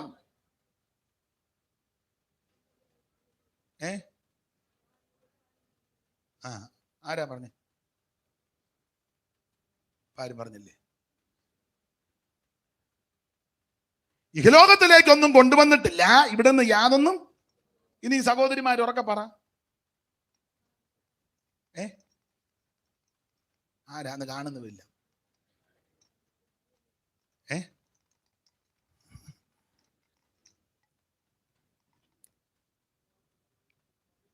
മതിയെന്ന് അതാരാ പറഞ്ഞേ? മതിയോ? കണ്ണാടി. അത് മതി. നമ്മളെ ഈ നിങ്ങൾക്കറിയാം, അതുകൊണ്ട് കുഴപ്പമില്ല. ഈ പഴയ പാട്ടേ പാടുകയുള്ളൂ കൂടുതലും. പുതിയ പാട്ട് എല്ലാം മോശമാണെന്ന് ഞാൻ പറയത്തില്ല, ചില പാട്ടുകൾ നല്ലതുമുണ്ട്. ഈ സംഗീതത്തെ പറ്റി അറിവുള്ളവരൊക്കെ പറയുന്നതും എൻ്റെ അനുഭവത്തിൽ നിന്ന്, ഈ ക്രിസ്തീയ ഗാനമാണെങ്കിലും മറ്റിതര ഗാനമാണെങ്കിലും ഈ പാട്ട് അത് ആസ്വാദ്യകരമാകണമെങ്കിൽ അതിനകത്ത് എന്തുവാ സംഗീതവും സാഹിത്യവും കൂടെ ചേരുമ്പോൾ കുറച്ചുകൂടെ ആസ്വാദ്യമാണ്. സംഗീതവും സാഹിത്യം അല്ലെ പിന്നെ നമ്മൾ പറയാം എന്നാ പറഞ്ഞൊക്കെ പാടേണ്ടി വരും. സംഗീതവും സാഹിത്യവും അത് കുറച്ചുകൂടെ, മറ്റത് ചീത്തയാണെന്ന് ഞാൻ പറയത്തില്ല, ആസ്വാദ്യം. അപ്പൊ പഴയ പാട്ടുകള് അങ്ങനെ സംഗീതവും സാഹിത്യവും കൂടെ ചേർന്നതായതുകൊണ്ട് കുറച്ചുകൂടെ നമുക്ക് ഒരു ഒരു ഒരു ഒരു മനോഗുണം ഉണ്ടാകും. അപ്പൊ ആ വാക്യത്തോട് ബന്ധപ്പെട്ടൊരു പഴയ പാട്ടുണ്ട്, അത് പറയാനാണ്. ആ പാട്ടിന്റെ വരി ഇങ്ങനെ: ഒന്നും നമികെ കൊണ്ടുവന്നില്ല, ഒന്നും കൂടാതെ പോകും. ഒന്നും നമികെ കൊണ്ടുവന്നില്ല, ഒന്നും കൂടാതെ പോകും. ഇപ്പോൾ ഈ ശവസംസ്കാരം നടക്കുന്ന വീടുകളിൽ ചെന്നാൽ എല്ലാവരും ഒന്നും പാടത്തുമില്ല, പാട്ട് മിക്കവർക്കും അറിയത്തുമില്ല. നിങ്ങൾ എന്നോട് ഇടയരുത്, പണങ്ങരുത്. ചിലടത്ത് ചെന്നാൽ പാസ്റ്റർമാർ പോലും പാടുക. അതവരുടെ കുഴപ്പമാണെന്ന് പറയത്തില്ല, ഇതെല്ലാം ഈ കോൺട്രാക്ട് ബേസ് കൊടുത്തിരിക്കുക. അപ്പൊ അവരതെല്ലാം ഇപ്പോഴാണ് നമ്മൾ ചത്തൊന്ന് കൊടുത്താൽ മതി, ബാക്കി മുഴുവൻ അവര് പിന്നെ ചോദിച്ചാനന്ദ ചത്ത് കൊടുത്താൽ മതി. അവര് പെട്ടി, വണ്ടി, പാട്ട്, മൈക്ക്, സെറ്റ് എല്ലാം. ഇപ്പൊ പൊതിയും തരുന്നുണ്ടോ? ആട്ടെ, നല്ല കാര്യം. നമ്മൾ ഇതിന്റെ പുറകെ നടക്കണ്ടല്ലോ, ചുമ്മാ ഇരിക്കുമ്പോൾ ഒന്ന് ചത്ത് കൊടുത്താൽ മതി. ഞാൻ തമാശ പറഞ്ഞതല്ല. പിന്നെ നമ്മൾ ചെല്ലുന്ന വെച്ചാൽ നമ്മൾ പോയി ഇതെല്ലാം കേട്ടോണ്ട്. എന്നാൽ പണ്ട് കാലത്ത് അങ്ങനല്ല. ഇപ്പോഴും ചില വീടുകളിലുണ്ട്, മാതാപിതാക്കൾ മരിക്കുമ്പോൾ സാഹചര്യം കൊണ്ട് നോക്കിയാ അന്നൊക്കെ മൊബൈൽ മോർച്ചറി സിസ്റ്റം ഒന്നും ഇല്ലല്ലോ. അപ്പൊ ചിലപ്പം വീടുകളിലായിരിക്കും ഭൗതിക ശരീരം വെക്കുന്നത്. അതൊരു ആശ്വാസമാണ്. അപ്പൊ അതിന്റെ ചുറ്റും ദൈവദാസന്മാരും ദൈവമക്കളും ഒക്കെ ഇരുന്ന് പാട്ട് പാടും, പുസ്തകമൊക്കെ നോക്കി, ചിലക്ക് കാണാതറിയാം പുസ്തകം. അങ്ങനെ പാട്ടൊത്തിരി പഠിക്കാം. ഇപ്പം അപ്പനും അമ്മയൊന്നും മരിച്ച സാഹചര്യം കൊണ്ടായിരിക്കും. ഞാൻ എതിർക്കുന്നില്ല. നിങ്ങൾ പറയും പാസ്റ്റർ ഈ ലോകത്തിലൊന്നും അല്ലയോ ജീവിക്കുന്നതൊന്നും മനസ്സിലാകുന്നില്ല. നിങ്ങൾ ചോദിക്കും, നിങ്ങൾ അതും ചോദിക്കും, അതിൻ്റെ അപ്പുറം ചോദിക്കുമെന്ന് എനിക്കറിയാം. സ്വന്തം അപ്പനും അമ്മയും മരിച്ച ഒരു രാത്രി പോലും നമ്മുടെ വീട്ടിൽ അമേരിക്കയിലൊന്നും നോക്കത്തില്ല, വീട്ടിൽ പോലും കിടന്ന് മരിക്കുന്നില്ല. മരിച്ച് അത് അതിലെ തന്നെ പോവുക, അതിലേക്കൂടെ അങ്ങ് പോവുക. എന്നാൽ നമ്മുടെ കേരളത്തിലെ രീതികൾ അനുസരിച്ചാണ് പറഞ്ഞത്. സ്വന്തം മാതാപിതാക്കൾ മരിച്ചാൽ ചിലര് സാഹചര്യം ഉണ്ടെങ്കിലും ചിലരുടെ നമ്മൾ വയ്ക്കും എപ്പോഴാണ് അടക്കം, അത് രാവിലെ 9 മണിക്ക് കൊണ്ടുവരും, അടക്കമോ 11 ആകുമ്പോൾ എടുക്കും. അത്ര പോലും വെക്കാൻ തന്നെ. ഇപ്പൊ ശവസംസ്കാരത്തിന് ചെന്നാലും വചന ശുശ്രൂഷയ്ക്ക് അധികം സമയം നിൽക്കത്തില്ല. എൻ്റെ അഭിപ്രായമാണ്, ഞാനും പ്രതിയാ. ആരെങ്കിലും ഒരാളൊരു നന്നായിട്ട് ഒരു 3/4 മണിക്കൂർ 1 മണിക്കൂർ ദൈവവചനം സംസാരിക്കുന്നത് നല്ലതാ. മരണത്തെ പറ്റിയും മരണാനന്തര ജീവിതത്തെ പറ്റിയും. അത് ഞാനിപ്പോഴും ഓർക്കുന്ന ഒരു ശവസംസ്കാരത്തിന് പോയ നമ്മുടെ കുണ്ടറ സെൻട്രൽ പാസ്റ്റർ സംസാരിച്ചു 1 മണിക്കൂർ. ഇപ്പോഴും എൻ്റെ ഓർമ്മയിലുണ്ട്. നമ്മുടെ പേര് വിവേക് തോമാച്ച. അത് ഞാൻ ഇപ്പോഴും ഓർക്കുന്നുണ്ട് നന്നായിട്ട്. അദ്ദേഹം അവിടെ ഇരുന്ന സകല മനുഷ്യനും മനസ്സിലായി മരണം എന്നതാ, മരിച്ചു കഴിഞ്ഞാൽ അങ്ങോട്ട് പോകും, രക്ഷിക്കപ്പെടാത്തവൻ എങ്ങോട്ടാ പോകുന്നത്, രക്ഷിക്കപ്പെട്ടവൻ എങ്ങോട്ട് പോകും, പോയി കഴിഞ്ഞാൽ എന്നതാ, എല്ലാം പുള്ളി നല്ല ആരക്കടുക്കായിട്ട് പറഞ്ഞു. അങ്ങനെയുള്ള ദൈവദാസന്മാർ ഇന്ത്യ പെന്തക്കോസ്ത് ദൈവസഭയ്ക്കുണ്ടല്ലോ. ഇത് ഞാൻ എന്നെയും കൂടെ പ്രതിയാക്കിയ വന്നു വരുന്നതിന് ഈ അച്ചാനെ എനിക്കറിയാം, ഈ അമ്മാമ്മേനെ എനിക്കറിയാം, ഹല്ലേലൂയ. പിന്നെ പാസ്റ്റർമാർ പിന്നെ എഴുന്നേറ്റ് നിൽക്കുമ്പോൾ ഇനി സമയം കൂടി പോകുന്ന 2 മിനിറ്റ്, പിന്നെ 1 മിനിറ്റ്, പിന്നെ 1/2 മിനിറ്റ്, ഒരു വാക്ക് എന്നാ ചത്തു, അങ്ങനെ ഇരുന്നേക്കണം. അതാ ഒരു വാക്ക്, ചത്തു ഇരുന്നേക്കണം, ഒരു വാക്ക്. അല്ലേ എഴുന്നേറ്റ് പറഞ്ഞ ചത്തു, അതല്ലേ ഒരു വാക്ക്. ഇതെനിക്ക് മനസ്സിലാകുന്നില്ല. അയ്യോ പറഞ്ഞതുപോലെ എനിക്ക് മനസ്സിലാകാത്ത ഒത്തിരി കാര്യം ഉണ്ട്. ഇന്ത്യ പെന്തക്കോസ്ത് ദൈവസഭയ്ക്ക് അഭിമാനമായി നന്നായിട്ട് വചനം ശുശ്രൂഷിക്കുന്ന എത്രയോ കർത്തൃദാസന്മാരുണ്ട്. അവർക്കൊരാൾക്ക് കൊടുത്താൽ ഈ മരണ വീടുകളിലൊക്കെ പല വിഭാഗത്തിൽപ്പെട്ടവരാ വരുന്നത്. ഇവർക്ക് അറിയാൻ മേലാത്തവരുണ്ട്, ഇത് സംഭവം എന്നാന്ന് അറിയാൻ മേല. അപ്പൊ അവരുടെ കാര്യം പറഞ്ഞു കൊടുക്കണ്ടേ? നല്ല കാര്യമാണ് എൻ്റെ അഭിപ്രായം. അപ്പൊ അതുകൊണ്ട് പറഞ്ഞു വന്നത്, പാട്ടുകളൊന്നും എല്ലാവർക്കും തിട്ടമില്ല. അപ്പൊ അതുകൊണ്ട് ആ പഴയ പാട്ടിന്റെ വരിയ ഇഹലോകത്തിലേക്ക് നാം ഒന്നും ഇവിടെ നിന്ന് ഞാനൊന്നും, ആ വരി ഒന്ന് ചേർന്ന് പാടിക്കേ. ഒന്നും നമികെ കൊണ്ടുവന്നില്ല, ഒന്നും കൂടാതെ പോകും, ഒന്നും നമികെ കൊണ്ടുവന്നില്ല, ഒന്നും കൂടാതെ പോകും. ഓ സമ്പാദിച്ചതു പിൻപിൽ തള്ളണം, നമ്പിൽ കൂടല്ല സമ്പാദിച്ചതു പിന്നിൽ തള്ളണം, നമ്പിൽ കൂടല്ലോ. ഒരിക്കലേ വരും മരിക്കും നിർണയ, ഒരുങ്ങെല്ലാവരും മരിപ്പാൻ.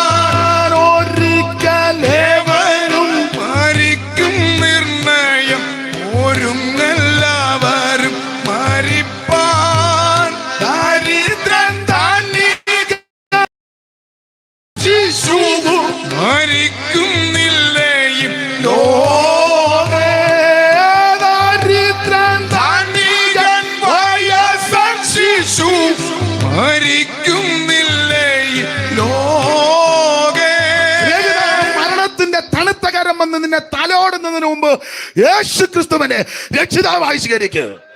ഇന്ന് രാത്രി ഈ രാത്രി സുപ്രസാദ 5 പൈസ കൊടുക്കണ്ട, യേശുവിന് ഹൃദയം കൊടുക്കുക. അതുകൊണ്ട് പെന്തിക്കോസുകാരോട് പറയുക, ആവശ്യമില്ലാത്ത ബിസിനസ് കള്ളത്തുലാസ് യഹോവയ്ക്ക് വെറുപ്പ, ഒത്ത പടി ദൈവത്തിന്. ജോലി ചെയ്യുന്നവന്റെ കൂലി മോട്ടിക്കരുത്. വീട്ടിൽ ജോലിക്ക് വന്നാൽ ഇടപാട് തീർത്തോണം, വരുന്നവന്റെ ഇടപാടല്ല.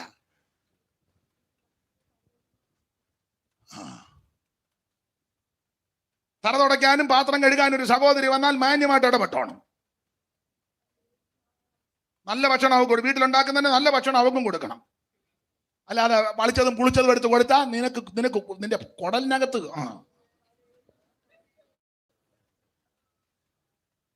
ഇതൊക്കെ പറയേണ്ട കാര്യം പറയേണ്ടതാ. എനിക്ക് തോന്നുന്നു ഇതെല്ലാം പറയാനായിരിക്കും എനിക്ക് ലാസ്റ്റ് വെച്ചെന്നാ തോന്നുന്നത്. ഇരിക്കട്ടെ, നിന്റെ വീട്ടിൽ ജോലിക്ക് തറ തുടയ്ക്കാനും പാത്രം കഴുകാനും മിറ്റം അടിക്കാനും വരുന്നവർക്ക് നല്ല ഭക്ഷണം കൊടുക്കണമെന്ന് കൊടുക്കണ്ടേ? നെന്മീൻ കറി വെച്ചാൽ അവർക്ക് ഒരു കഷണം എടുത്ത് കൊടുക്കണം. ആ കവളമല്ലാന്ന് 2 കൊടുത്തേക്കണം. 2 കൊടുക്കാനല്ല, 2 കൊടുക്കണമെന്ന് ഞാൻ കുറെ നാളുകൊണ്ട്. പറമ്പിൽ ചിലപ്പോൾ കിളയ്ക്കാൻ വരുന്ന അപ്പച്ചനായിരിക്കും, കൊടുക്കണം ഭക്ഷണം, മാന്യപ്പെടണം. സ്തോത്രം. നീതിയോടെ ജീവിക്കണം. ആ ഭാഗത്തേക്ക് ഞാൻ വരുന്നുണ്ട്. ദൈവത്തിന് മഹത്വം. ഈ ലോകത്തിൽ ഒന്നും കൊണ്ടുവന്നിട്ടില്ല, ഇവിടുന്ന് ഒന്നും കൊണ്ടുപോകത്തില്ല. അതുകൊണ്ട് ഉണ്മാനും ഉടുപ്പാനും ഉണ്ടെങ്കിൽ നിന്റെ കാര്യം നടത്താൻ ദൈവം വിശ്വസ്തനാ.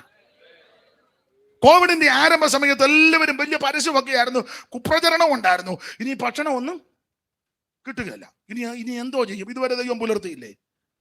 എന്റെ അഭിപ്രായം പറയാം, കോവിഡിന് മുമ്പുള്ളതിനേക്കാളും എത്ര ശ്രേഷ്ഠമായിട്ടാണ് എല്ലാവരും ദൈവം പുലർത്തിയത്. ആ ദൈവം വിശ്വസ്തനാ. ദേശം മുഴുവൻ ക്ഷാമമായി, ആമൻ കഠിന ക്ഷാമം കൊണ്ട് വെള്ളമില്ലാതെ അലയുമ്പോഴും ആമൻ അഭിഷത്തിനെ കരീത്തിന്റെ തോട്ടിലിരുത്തി ആമൻ സമയാസമയം കാക്കയിടയിൽ ഭക്ഷണം കൊടുത്തു വിട്ട് പുലർത്തുവാൻ കഴിവുള്ള ദൈവത്തെയാ ഞാനും നിങ്ങൾ സേവിക്കുന്നതും സ്നേഹിക്കുന്നതും. അതുകൊണ്ട് ദൈവമക്കൾ നിരാശപ്പെട്ടു പോകരുത്. Price the Lord. ഈ ലോകത്തിലേക്ക് ഒന്നും കൊണ്ടുവന്നിട്ടില്ല, ഇവിടെ നിന്ന് യാതൊന്നും കൊണ്ടുപോകത്തില്ല. അപ്പൊ ഇവിടെ ബോധിച്ച പോലെ നടക്കുക, അതാ നോക്കയുടെ കാലം. ഓരോരുത്തൻ ബോധിച്ച പോലെ. അതുകൊണ്ട് ബോധിച്ച പോലെ നടന്ന് സൗന്ദര്യമുള്ളവരെന്ന് കണ്ട് ഭാര്യമാരെ തെരഞ്ഞെടുത്ത് പ്രശ്നങ്ങളായി. അതാ പറഞ്ഞത് യഹോശാപാത്തുമാകാമായിട്ട് സംബന്ധം. കുടലിൽ ക്യാൻസർ ഉണ്ടായി, മകൻ മരിച്ചു. ബിസിനസ് നമ്പരം പപ്പടം പൊടിക്കും പോലെ പൊടിച്ചു. ബന്ധുക്കാരനോട് ഒരു ധാരണ വന്ന് നിങ്ങൾ ശമരിയയിലെ രാമത്തിലോട്ട് പോകാൻ കൂടെ വരുന്നു, കഴിച്ചങ്ങനെ വരികയല്ലെന്ന് പറയുന്നേ. പുള്ളി വന്നപ്പോഴേ നല്ല മട്ടം പറയല്ല കൊടുത്തു. അയാൾ നല്ല പെരുക്കും പെരുക്കി. പ്രാർത്ഥിക്കാതിരിക്കുക എനിക്കറിയാൻ മേല. എന്തായാലും നല്ല എടുപ്പെടുത്തു. പിള്ളേരുടെ ഭാഷ പറഞ്ഞാൽ നല്ല പോളിംഗ് ആയിരുന്നു.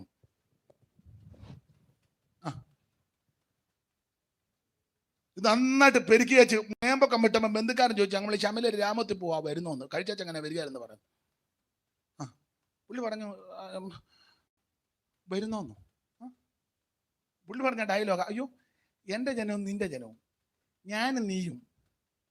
ഈ ദിനവൃത്താന്തങ്ങളുടെ പുസ്തകത്തിൽ എൻ്റെ ജനവും നിന്റെ ജനവും ഞാനും നീയും എന്ന, രാജാക്കന്മാരുടെ പുസ്തകത്തിൽ ഒരു പദവും കൂടെ ഉണ്ട്, എൻ്റെ ജനവും നിന്റെ ജനവും ഞാനും നീയും, എൻ്റെ കുതിരയും നിന്റെ കുതിരയും ഒരുപോലാന്ന്. ഇപ്പൊ അവര് നമ്മളുമായിട്ട് അങ്ങനെ വലിയ വ്യത്യാസമൊന്നും അവിടെ ഉള്ളതെല്ലാം ഇപ്പം മിക്കതും ആ ഭാഗത്തേക്ക് പോകുന്നില്ല. ദൈവത്തിനും മകത്തും. ദൈവമക്കൾ വേർപാട് പാലിച്ചോണം. ഉള്ളത് കൊണ്ട് തൃപ്തിപ്പെടണം. സൂത്രവിദ്യ ഒന്നും ഉണ്ടാക്കരുത്. നിന്നെ പുലർത്താൻ നിന്റെ ദൈവം വിശ്വസ്തനാ. ആഴിയിൽ പാതയൊരുക്കുന്നവനാ ദൈവം. ആമൻ പാറപ്പുറത്ത് സർപ്പത്തിന്റെ വഴിയൊന്നും നമുക്കറിയത്തില്ല, കടുകന്റെ വഴിയും നമുക്കറിയത്തില്ല. പക്ഷെ ഒരു ദൈവവേദനനെ അത്ഭുതകരമായിട്ട് ദൈവം നടത്തും. ദൈവം വിശ്വസ്തനാ. അപ്പൊ നോഹയുടെ കാലം പോലെ ഓടിച്ച സമയത്തെ ഭയപ്പെടുന്നത് കൊണ്ട് ഓടിച്ച് നാളെ സഭായകം നമുക്കുള്ളതാണെന്നില്ല. ഞങ്ങൾക്ക് അന്ന് രാവിലെ 6 മണിക്കാണ് സഭായകം. അതുകൊണ്ട് നിങ്ങളെക്കാൾ കൂടുതൽ മുന്നേ ഒന്നുകൂടെ ഒരുക്കം ഞങ്ങൾക്കാണ്. അതുകൊണ്ട് ഞങ്ങൾ സമയത്തെ ഭയപ്പെടുന്നു. ദൈവത്തിന് മഹത്വം. യേശുക്രിസ്തുവിന്റെ പ്രത്യക്ഷത. അപ്പോൾ എപ്പോൾ പ്രത്യക്ഷനാകും? സമയമൊന്നും പറഞ്ഞിട്ടില്ല. സമയം പറയാത്തത് കൊണ്ട് ഏത് സമയത്തും ദൈവമക്കൾ ഒരുങ്ങിയിരിക്കണം. ഓടിച്ചവസാനിപ്പിക്കുക. എന്തിനാണ് യേശു ക്രിസ്തു പ്രത്യക്ഷപ്പെടുന്നത്? യേശു ക്രിസ്തു വരുന്നത് ആ 12-ാമത്തെ വാക്യത്തിൽ വായിക്കുന്നത് നമ്മെ ചേർക്കുവാൻ. നമ്മെ ചേർക്കുവാൻ. നാം, നമ്മെ, നമുക്ക്, നമ്മുടെ, അങ്ങനെയുള്ള പദമാണ് ആ 2-ാം അധ്യായത്തിൽ കൊടുത്തിരിക്കുന്നത്. എല്ലാ ഭാഗവും ഇരിക്കുന്നില്ല. നാം, നമ്മുടെ എന്ന് പറഞ്ഞാൽ ആ നാം ആരായിരുന്നെന്ന് 3-ാം അധ്യായത്തിന്റെ 3-ാമത്തെ വാക്യം. നമ്മൾ നേരത്തെ എങ്ങനായിരുന്നു? ഇപ്പം നമ്മൾ ദൈവമക്കളാ. നേരത്തെ എങ്ങനായിരുന്നു? മുമ്പേ നാം ബുദ്ധികെട്ടവരും അനുസരണമില്ലാത്തവരും വഴിതെറ്റി നടന്നവരും നാനാ മോഹങ്ങൾക്കും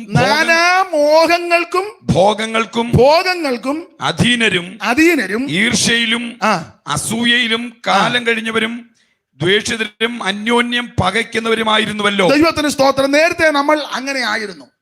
മുമ്പേ നാം ബുദ്ധികെട്ടവരും അനുസരണമില്ലാത്തവരും വഴിതെറ്റി നടന്നവരും നാനാ മോഹങ്ങൾക്കും ഭോഗങ്ങൾക്കും അധീനരും ഈർഷ്യയിലും അസൂയയിലും കാലം കഴിക്കുന്നവരും ദ്വേഷിതരും അന്യോന്യം പകയ്ക്കുന്നവരായിരുന്നു മുമ്പ്. എന്ന് പറഞ്ഞാൽ രക്ഷിക്കപ്പെടുന്നതിന് മുമ്പ്. രക്ഷിക്കപ്പെടുന്നതിന് മുന്നേ അയലത്തുകാരുമായിട്ട് വഴക്കായിരുന്നു. രക്ഷിക്കപ്പെട്ട് കഴിഞ്ഞു അങ്ങനെ വഴക്കാന്നോ? പറ.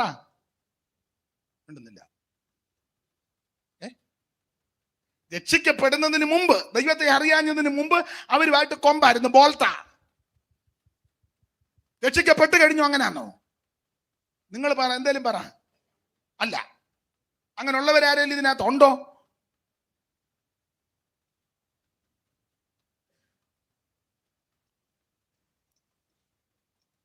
എല്ലാവരും എടുക്കപ്പെട്ടതാണോ? അനക്കമൊന്നുമില്ല. ഞാനൊരു കാര്യം പറയാം, നീ രക്ഷിക്കപ്പെട്ട് കഴിഞ്ഞാൽ മാനം മര്യാദയ്ക്ക് ജീവിക്കണം. കഴിയുമെങ്കിൽ സകല മനുഷ്യരോടും സമാധാനം ആചരിച്ച് ശുദ്ധീകരണം പ്രാപിപ്പാൻ ഉത്സാഹിച്ചോണം. കയ്പിന്റെ ഒരു വേര് പോലും മുളയ്ക്കരുത്. നമ്മുടെ ദൈവം കലക്കത്തിന്റെ ദൈവമല്ല, അവിടുന്ന് സ്നേഹത്തിന്റെ ദൈവമാ. അതുകൊണ്ട് നിയമം അതായിരിക്കണം നമ്മുടെ ആയുധം, സ്നേഹം. സ്തോത്രം. നേരത്തെ നമ്മൾ അങ്ങനെ ആയിരുന്നു, ദ്വേഷിതരും അന്യോന്യം പകിക്കുന്നവരാ. ആത്മീയ ലോകത്തുകൊണ്ട് അന്യോന്യം കണ്ട അയ്യോ ഗലാത്യലേഖനത്തിൽ തിന്നുവന്ന അങ്ങനെ, ഗലാത്യലേഖനത്തിൽ അങ്ങനെ തിന്നുകളയാ, അങ്ങനെ അങ്ങനെ ആ വാക്യം അങ്ങനെ തിന്നുകളയ, കടിക്കും, അന്യോന്യം കടിക്കുക എന്ന് പറഞ്ഞാൽ എന്തുവാ, മനുഷ്യനെ അങ്ങ് തിന്നുക എന്ന് പറഞ്ഞാൽ എന്തുവാ ഇംഗ്ലീഷ് മാനീറ്ററോ, ഒരു ഇംഗ്ലീഷ് ഇരിക്കട്ടെ. അറിവ് ഇങ്ങനെ നോക്കുന്ന, പറഞ്ഞാൽ കുറ്റം, പറഞ്ഞില്ലേ കുറ്റം, എന്താന്നല്ലേ അയാൾ വെളിവില്ലാത്തവനാ, എന്തേലും ഒരു ഇംഗ്ലീഷ് ഇരിക്കട്ടെ. അന്യോന്യം കടിക്കുന്നവരും കൊല്ലുന്നവരും അത് പാടില്ല. നാം രക്ഷിക്കപ്പെട്ട ദൈവമക്കളാ. അയലത്തുകാരോട് നേരത്തെ ഇടഞ്ഞാ നിൽക്കുന്നെങ്കിൽ രക്ഷിക്കപ്പെടുന്നതിൻ്റെ അന്ന് ചെന്ന് പറയണം, പാപ്പച്ചാ നമ്മൾ തമ്മിൽ അഭിപ്രായ വ്യത്യാസം ഉണ്ടായിരുന്നു, ഞാൻ പെന്തിക്കോസുകാരനാ, വിട്ട് കളഞ്ഞേക്കണം എൻ്റെ ഭാഗത്ത് നിന്ന്. ഇനി അതല്ലേ എൻ്റെ മര്യാദ. രക്ഷിക്കപ്പെടുന്നതിന് മുന്നേ അമ്മായിയമ്മയ്ക്ക് വെള്ളം കൊടുക്കുകയില്ലായിരുന്നു. രക്ഷിക്കപ്പെട്ട് കഴിഞ്ഞു അങ്ങനെ ആണോ? അനിയന്റെ വീട്ടിലാ, നീ പറഞ്ഞു ഈ വീട്ടിൽ കയറിയാ ഞാൻ എൻ്റെ തനി സ്വരൂപം. ആ, രക്ഷിക്കപ്പെട്ട് കഴിയുമ്പോൾ ചെന്ന് പറ, അമ്മേ ഇനി ഞങ്ങളുടെ കൂടെ വന്ന് താമസിക്കുമ്പോ. അതാ ശരിയായ മാനസാന്തരം. ചുങ്കക്കാരൻ മാനസാന്തരപ്പെട്ടപ്പം നടുപ്പിത്തി തട്ടിയേച്ച് ആരാധന തുടങ്ങാന്നാണോ പറഞ്ഞേ? അല്ലല്ലോ. ആരോടെങ്കിലും നല്ലതും ചതിവായി വാങ്ങിയിട്ടുണ്ടെങ്കിൽ ഈ പ്രാവശ്യത്തെ സെൻട്രൽ കൺവെൻഷൻ നടത്താന്നാണോ? നാട്ടുകാരുടെ ബ്ലേഡ് എല്ലാം കൂടെ ബ്ലേഡ് കഴിച്ചാന്നോ സെൻട്രൽ കൺവെൻഷൻ നടത്തുന്നേ? പിരിക്കാവുന്നതിൻ്റെയും പലിശ പിരിക്കാവുന്നതിൻ്റെ മുഴുവൻ എന്നെ ഒരു അരുതാഴിയ പോലെ.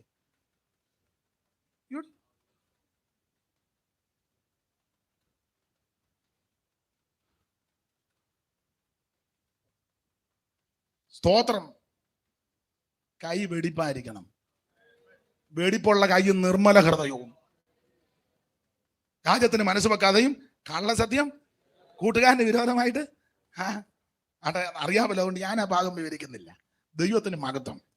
മുമ്പേ എങ്ങനെയായിരുന്നെന്നാ തീത്തോസിൽ എഴുതിയിരിക്കുന്നത്? മുമ്പേ നാമം നമ്മൾ നേരത്തെ മുമ്പേ നാമം ബുദ്ധി കെട്ടവരും അനുസരണമില്ലാത്തവരും വഴിതെറ്റി. നമുക്ക് വഴി അറിയത്തില്ല. സാക്ഷാൽ വഴി യേശു ക്രിസ്തു. സാക്ഷാൽ യേശു ക്രിസ്തു. നേരത്തെ നമ്മൾ വഴി തെറ്റി. എവിടെല്ലാം നമ്മൾ പോയി ഇല്ലേ? ആരാണ്ട് പറഞ്ഞു ഇല്ല അതെല്ലാം കൊണ്ട് കൊടുത്താൽ രക്ഷപ്പെടുമെന്ന്. അതെല്ലാം കൊണ്ട് കൊടുത്തു, ഒരു ഗുണവും വന്നില്ല. അന്നേരം പറഞ്ഞു ഉരുണ്ടാ മതി എന്ന് പറഞ്ഞു. അയ്യോ, ഉരുണ്ടൂപ്പാട് വന്നതാ, ഒരു ഗുണം വഴി തെറ്റി നടന്നതാ. അന്നേരം പറഞ്ഞു ഇതെല്ലാം കൂടെ എടുത്തോണ്ട് അങ്ങോട്ട് പോയാൽ മതി, കിഴക്കോട്ട് പോകാൻ പറഞ്ഞു. എന്നാ കിഴക്കോട്ട്, ഒരു ഗുണം വന്നില്ല. കിഴക്കോട്ട് ചെന്നപ്പോൾ ഉരുള് പൊട്ടി ഇങ്ങോട്ട് വരുന്നു. എന്നാൽ നമുക്ക് പടിഞ്ഞാട്ട് തന്നെ.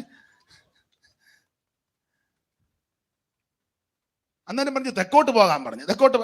തെക്കൊരു തള്ള ഇരിപ്പുണ്ടെന്ന് പറഞ്ഞു.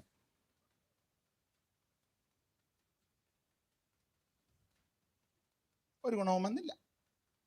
അന്നിന് വടക്കോട്ടടിക്കാൻ അവിടെ വേറൊരു തള്ളയുണ്ടെന്ന് പറഞ്ഞു. ഒന്ന് ആരാന്ന് ഇപ്പൊ എന്നോട് ചോദിക്കരുത്. ഒരു ഗുണവും വന്നില്ല. തെക്ക് നിന്നുമല്ല, കിഴക്ക് നിന്നുമല്ല, പടിഞ്ഞാറ് നിന്ന് വന്നല്ല. ഉയരത്തിൽ നിന്നാ വരുന്നത്. ഉയരത്തൊരുവൻ ഇരിപ്പുണ്ട്. Price the Lord. സാക്ഷാൽ വഴിയും സത്യവും ജീവനുമാകുന്ന യേശു ക്രിസ്തു. അവിടുന്ന് മാത്രമാ സാക്ഷാൽ വഴി. ഒരു കാലത്ത് ഞാനും നിങ്ങൾ വഴിതെറ്റി നടന്നവരാ.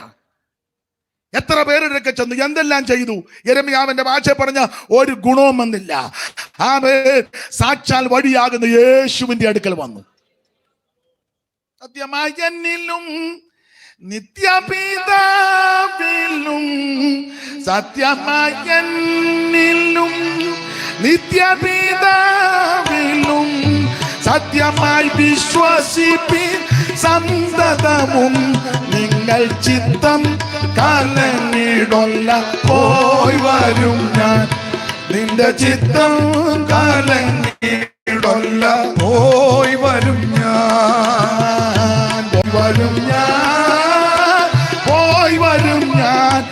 നിന്റെ ചിത്തം കലങ്ങിടൊല്ല പോയി വരും ഞാൻ, നിന്റെ ചിത്തം കലങ്ങിടൊല്ല പോയി വരും ഞാൻ. അപ്പോൾ സാക്ഷാൽ വഴിയാകുന്ന യേശു ക്രിസ്തു ഒരു കാലത്ത് നമുക്ക് വഴി ഇറങ്ങത്തില്ല. എന്നോട് അധ്യക്ഷൻ പറഞ്ഞത് 9:30 എന്നല്ലേ പറഞ്ഞു. ഇപ്പോൾ ഇത് കറക്റ്റ് അല്ലയോ? 9:30 ആകുമ്പോൾ നിർത്തും. ഒന്നും ഭാരപ്പെടരുത്. ചിലക്കൊരു ധാരണ ഉണ്ടായേക്ക് ബോധമൊന്നും ഉള്ളവനല്ല. മിക്കവാറും നിപ്പും പടുതിയും കണ്ടിട്ട് ഇന്ന് 10:30 ആയാലും ഇല്ല ഇന്ന് ഞാൻ ബോധമുണ്ടോ ഇല്ലയോ എന്ന് കാണിച്ചു തരാം. പിന്നെ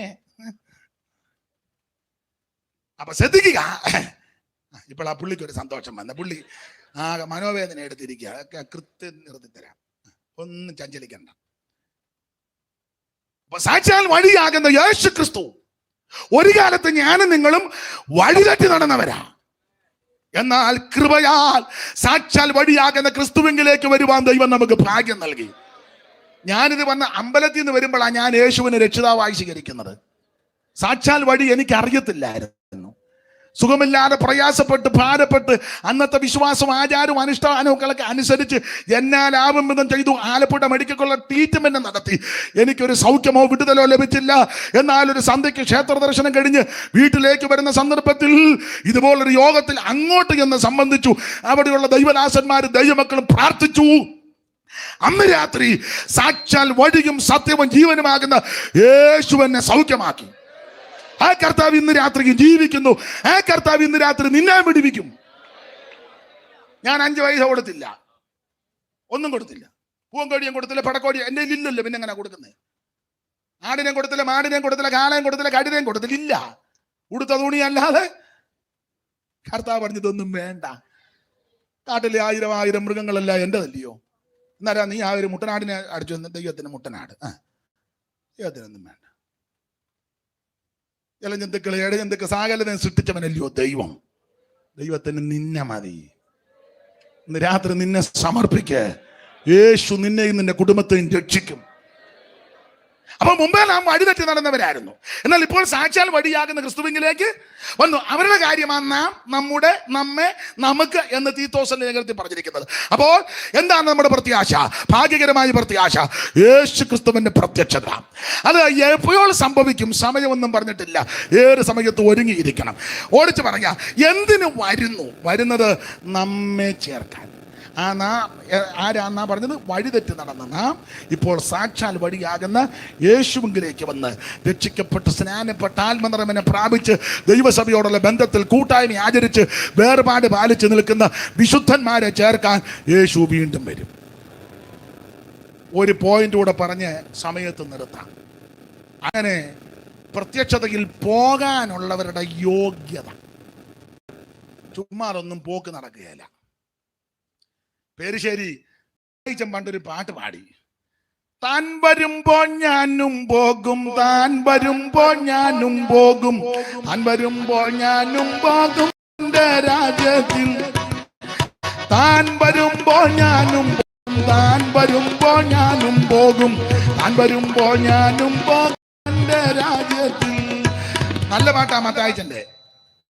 അപ്പൊ ഈ പോകാനുള്ളവരുടെ യോഗ്യത അല്ല, തീത്തോസിന്റെ ലേഖനത്തിൽ നിന്ന് തന്നെ ചില യോഗ്യതകൾ അവിടെ തന്നെ കൊടുത്തിട്ടുണ്ട്. പോകാനുള്ളവരുടെ യോഗ്യത ഓടിച്ച് ശിവപാസ്റ്റർ പെട്ടെന്ന് ഞാൻ പറയുന്ന ഭാഗം തന്നെ ഒന്ന് വായിച്ചു തരണം. പോകാനുള്ളവരുടെ ഒരു 4-5 യോഗ്യത. അത് കമ്പിവാചകം പോലെ പറയാം. ഒന്നാമത്തെ യോഗ്യത ആ 13-ാമത്തെ വാക്യത്തിൽ കൊടുത്തിട്ടുണ്ട്. സുബോധത്തോടെ ജീവിക്കണം. വായിച്ചേ. ഭക്തികളും പ്രപഞ്ചമോഹങ്ങളും വർജിച്ചിട്ട് ഈ ലോകത്തിൽ സുബോധത്തോടും. മതി. അപ്പോൾ കർത്താവിന്റെ പ്രത്യക്ഷതയിൽ പോകാനുള്ളവരുടെ ഒന്നാമത്തെ യോഗ്യത. എല്ലാരെയും ഒന്നും കൊണ്ടുപോകുകയല്ല. അവിടെ സുബോധത്തോട് പോകുമെന്ന് പറഞ്ഞ് വിറയ്ക്കൊന്നും ചെയ്യരുത്. പോകാനുള്ളവരുടെ ഒന്നാമത്തെ യോഗ്യത ഈ ലോകത്തിൽ സുബോധത്തോടെ ജീവിക്കണം. അതിനങ്ങനെ പറയാൻ കാര്യം, ഇവിടെ ആർക്കും സുബോധമില്ല. ഇവിടെ ആർക്കും. നിങ്ങളൊക്കെ കേട്ടിട്ടുള്ളതാ, നിങ്ങൾ പ്രസംഗിച്ചിട്ടുള്ളതാ. ഞാനത് കടമെടുത്ത് പറയുക.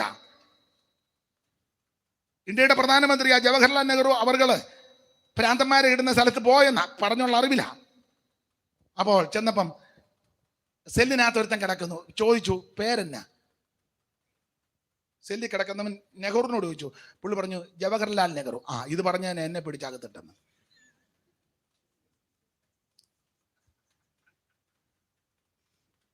ഇത് പറഞ്ഞ എന്നെ പിടിച്ച്. നെഹ്റു ഒന്നും വേണ്ടിയില്ല. അടുത്ത സെല്ലിന്റെ അവിടെ ചെന്ന് ചെന്നപ്പോൾ ഒരുത്തിന് ഇങ്ങനെ നിൽക്കുക. എന്നെ സൈക്കിൾ ചവിട്ടുക എന്ന് പറഞ്ഞു. സെല്ലിനകത്ത് കിടന്നു. പറഞ്ഞിട്ടൊരു കാര്യം. അടുത്ത സെല്ലിൽ ചെന്നപ്പോൾ ഒരുത്തിന് ഇങ്ങനെ ഇരിക്കുന്നു. ചോദിച്ചു ഇറക്കം പോയിക്കൊണ്ടിരിക്കുകയാണ്. ഇറക്കത്തെ ചവിട്ടുണ്ടല്ലോ. ഈ ലോകത്തിൽ ഒരു ദൈവ പൈതൽ സുബോധത്തോടെ ജീവിക്കണം. അപ്പൊ ഇനി നമ്മൾ പുറം ലോകത്തിന് ആ സുബോധം. അയ്യോ, സഭയ്ക്കകത്തും സുബോധമില്ല. ആർക്കൊക്കെയാ സുബോധമില്ലാത്ത? ആ 2-ാം അധ്യായത്തിൽ ഒന്ന് വായിച്ച ഷൂപ്പാസ് ആർക്കൊക്കെ അന്ന് തെളിയിക്കാം. നീയോ പത്യോപദേശിച്ചിരുന്ന് പ്രസ്താവിക്കുക, വൃദ്ധന്മാർ നിർമ്മതവും ഗൗരവവും സുബോധമുള്ളതും. അപ്പൊ അപ്പന്മാർക്ക് സുബോധമില്ല. 60 കഴിഞ്ഞാൽ ചിലതിന്, എല്ലാവരുടെയും അല്ല, 60 കഴിഞ്ഞാൽ ചിലതിന് സുബോധമില്ല. പ്രാർത്ഥിക്കാൻ പറഞ്ഞാൽ പാടും, പാടാൻ പറഞ്ഞാൽ പ്രാർത്ഥിക്കും. ചുരുക്കി പ്രാർത്ഥിക്കാൻ പറഞ്ഞാൽ ഇറക്കത്ത് ബ്രേക്കില്ലാത്ത സൈക്കിളിൽ പോകുമ്പോലെ സുബോധമില്ല. അപ്പൊ അപ്പന്മാർക്ക് സുബോധമില്ല. ഉടനെ അമ്മ പറയാ, ചോവിനെ പറഞ്ഞു കൊടുക്കുക, പാസ്റ്റർ അങ്ങേര് വന്നിരിപ്പുണ്ട്, സമയം പോയാലും തരക്കേടില്ല. ഒരു ബോധവും ഈയിടെയായിട്ട്. അപ്പൊ 3-ാം വാക്യം വരും. വൃദ്ധമാരും അങ്ങനെ തന്നെ നടപ്പിൽ പവിത്ര യോഗ്യമാരും ഏഷണി പറയാത്തവരും വീഞ്ഞിന് അടിമപ്പെടാത്തവരുമായിരിക്കണം എന്നും ദൈവവചനം ദുഷിക്കപ്പെടാതിരിക്കേണ്ടതിന് യൗവനക്കാരും അങ്ങനെ തന്നെ. അപ്പം അമ്മമാർക്കും സുബോധമില്ല. അപ്പന്മാരുടെ കാര്യമല്ലേ മേളിൽ പറഞ്ഞത്. വൃദ്ധന്മാർ നിർമ്മതവും ഗൗരവവും സുബോധമുള്ളവരായിരിക്കണം. അപ്പൊ അമ്മ പറഞ്ഞു അങ്ങേർക്ക് ഒട്ടുമില്ല. ഉടനെ പരിശുദ്ധാത്മ പറഞ്ഞു അമ്മയ്ക്കും ഇല്ലെന്ന്. വൃദ്ധമാരും അങ്ങനെ തന്നെ. അപ്പൊ കൊച്ചു മരുമക്കൾ പറഞ്ഞു എന്റെ പാസ്റ്റർ 2-നും. അന്നേരം 4-ാം വാക്യം വരും.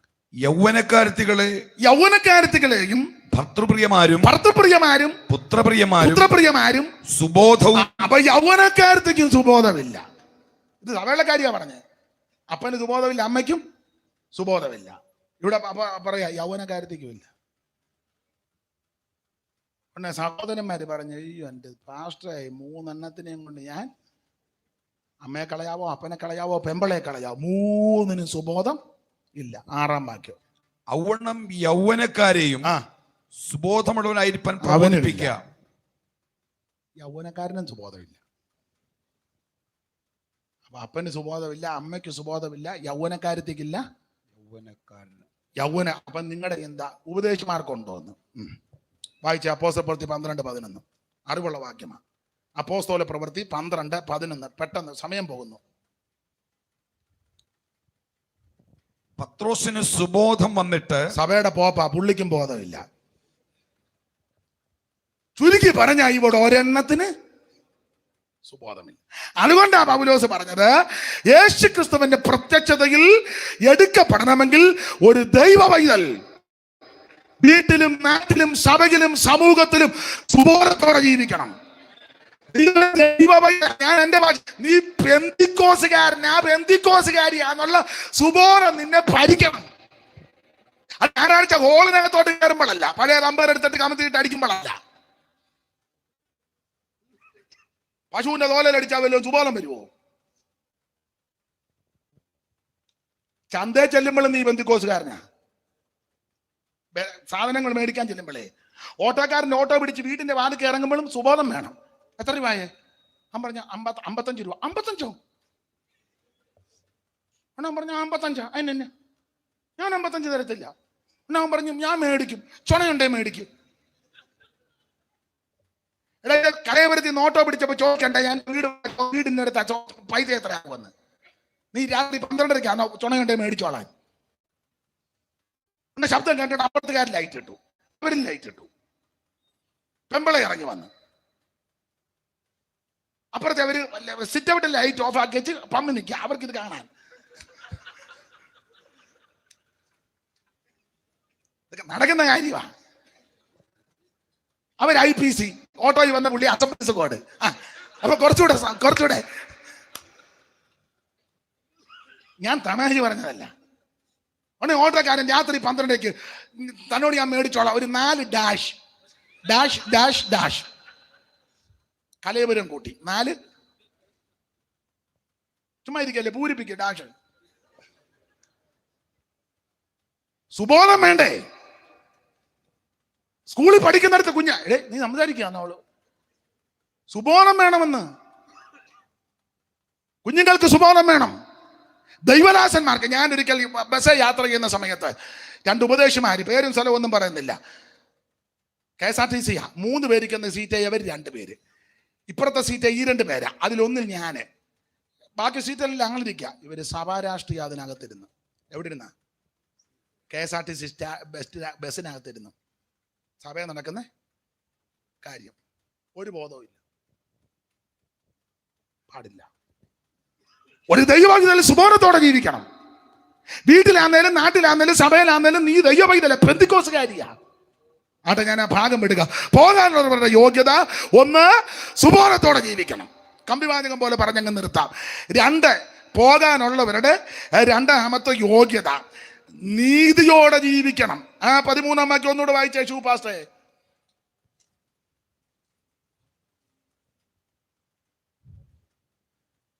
ഭക്തികേടും പ്രപഞ്ചങ്ങളും പറഞ്ഞിട്ട് ഈ ലോകത്തിൽ സുബോധത്തോടും നീതിയോടെ ജീവിക്കണം. നീതിക്ക് നിരക്കാത്ത ഒരു കാര്യത്തിൽ ഇടപെടരുത്. അത് വീട്ടിലാന്നേലും സഭയിലാന്നേലും നാട്ടിലാന്നേലും പെന്തിക്കോസുകാരോട് പറയുക, നീതിക്ക് നിരക്കാത്ത ഒരു കാര്യത്തിലും ഇടപെടരുത്. ന്യായമായ കാര്യത്തിലേ ഇടപെടാവൂ. അത് വസ്തുഭാഗം ഞാൻ എപ്പോഴും പ്രസംഗിക്കും, നീതിയോടെ വിധിക്കണം. ആങ്ങളയ്ക്കും പങ്ങൾക്കും ഒക്കെ കൊടുക്കാനുള്ളത് കൃത്യമായിരിക്കണം. അല്ല കള്ളാധാരം ഒന്നും ഉണ്ടാക്കരുത്. അപ്പനെ കളിപ്പിച്ച് അമ്മയെ കളിപ്പിച്ച് അമ്മ ഇങ്ങോട്ടൊന്ന് ഒപ്പിട്ടാക്കാൻ പറഞ്ഞ് തള്ള വായു വലിച്ച് കിടന്നപ്പോൾ അമ്മക്ക് വിരൽ പിടിച്ച്. ഗുണമാകുകയല്ലേ, ശുഭമാകത്തില്ല. സഹോദരിക്ക് കൊടുക്കാനുള്ള കൊടുക്കണം, സഹോദരന് കൊടുക്കാനുള്ള കൊടുക്കണം. ചേട്ടൻ്റെ അനിയനെ കബളിപ്പിക്കരുത്. അടിച്ചു മാറ്റിയാൽ നിന്റെ ഇടപാട് ദൈവം തീർക്കും. നീതിയോടായിരിക്കണം. കാര്യങ്ങളൊക്കെ കൊടുക്കാനുള്ളതെല്ലാം കൊടുക്കണം. കൊടുക്കാനുണ്ടെങ്കിൽ എന്തെങ്കിലും കൊടുക്കണം. ഇടപാട് തീർക്കണം. സ്തോത്രം. അപ്പുറത്തുകാരൻ്റെ അതിര് മാന്തരുത്. മനസ്സിലാകുന്നുണ്ടാവല്ലോ? നീതിയോടെ ജീവിക്കണമെന്ന്. എങ്കിലേ പോക്ക് നടക്കും മേളിലോട്ട്. 1 സുബോധത്തോടെ ജീവിക്കണം. 2 നീതിയോടെ ജീവിക്കണം. സഭയ്ക്കകത്ത് കാശുള്ളവനും കാശില്ലാത്തവനും കാണും. കാശുള്ളവൻ കുറ്റം ചെയ്ത ഒത്താശ പറയുന്നത് ഒപ്പിക്കരുത്. കാശുള്ളവനും കാശില്ലാത്തവനും 2ഉം യേശുവിന്റെ രക്തത്താൽ വിലയ്ക്ക് വാങ്ങപ്പെട്ടവനാ. ഇവരെല്ലാവരും സഭയ്ക്കകത്ത് വേണം താനും. പക്ഷെ തെറ്റ് ചെയ്താൽ തെറ്റാന്ന് പറയണം. കാശുള്ള വീട്ടിലെ കറിയാച്ചൻ കുടിച്ചാൽ പറയും കറിയാച്ചാൻ ബലഹീനമാണ്. കാശില്ലാത്തവൻ കുടിച്ചാൽ അടിയന്തര കമ്മിറ്റി കൂടണം.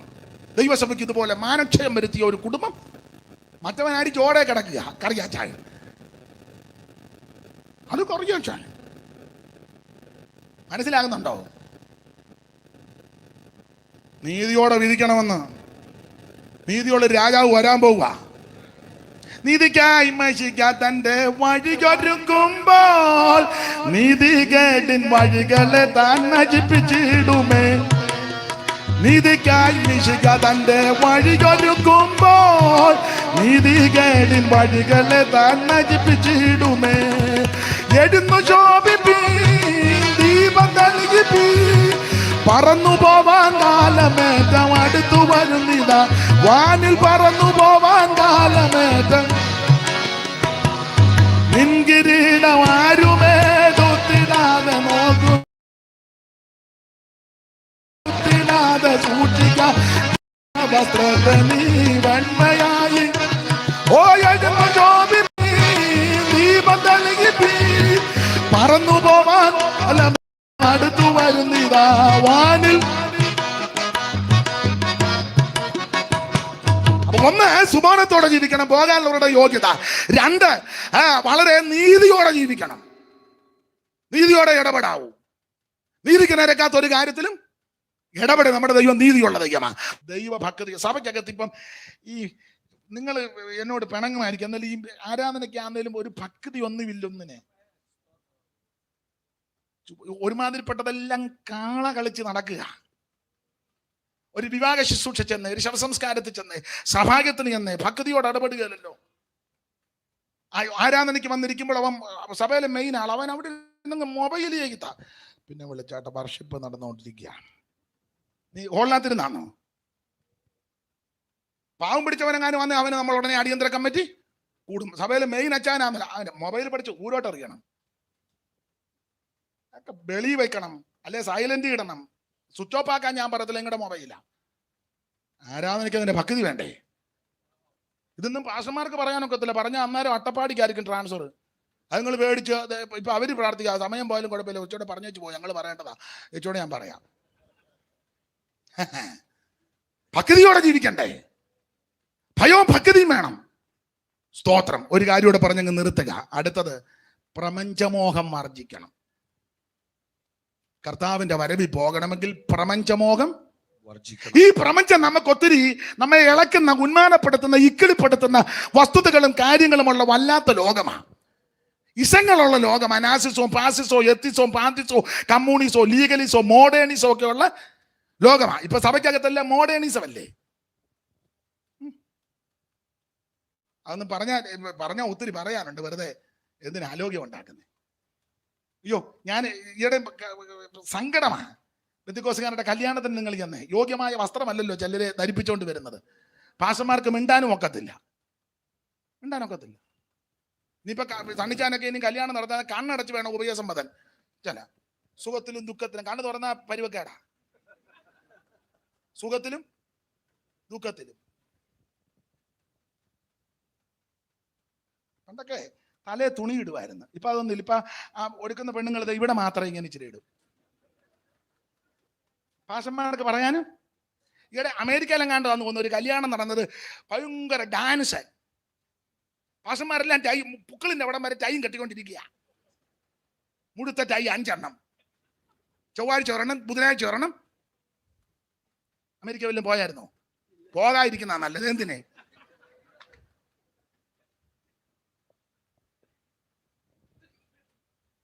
ഈ കൂത്തുകളി നടക്കുമ്പോ പറയണ്ടേ നടത്തിപ്പുകാർ ഇത് പറ്റുകയല്ലെന്ന്? പറയണ്ടേ? പണ്ട് PM ഫിലിപ്പ് സാറുള്ളപ്പോ കുറച്ച് പേടിയുണ്ടായിരുന്നു. ദൈവത്തെ പേടിയില്ലെങ്കിലും.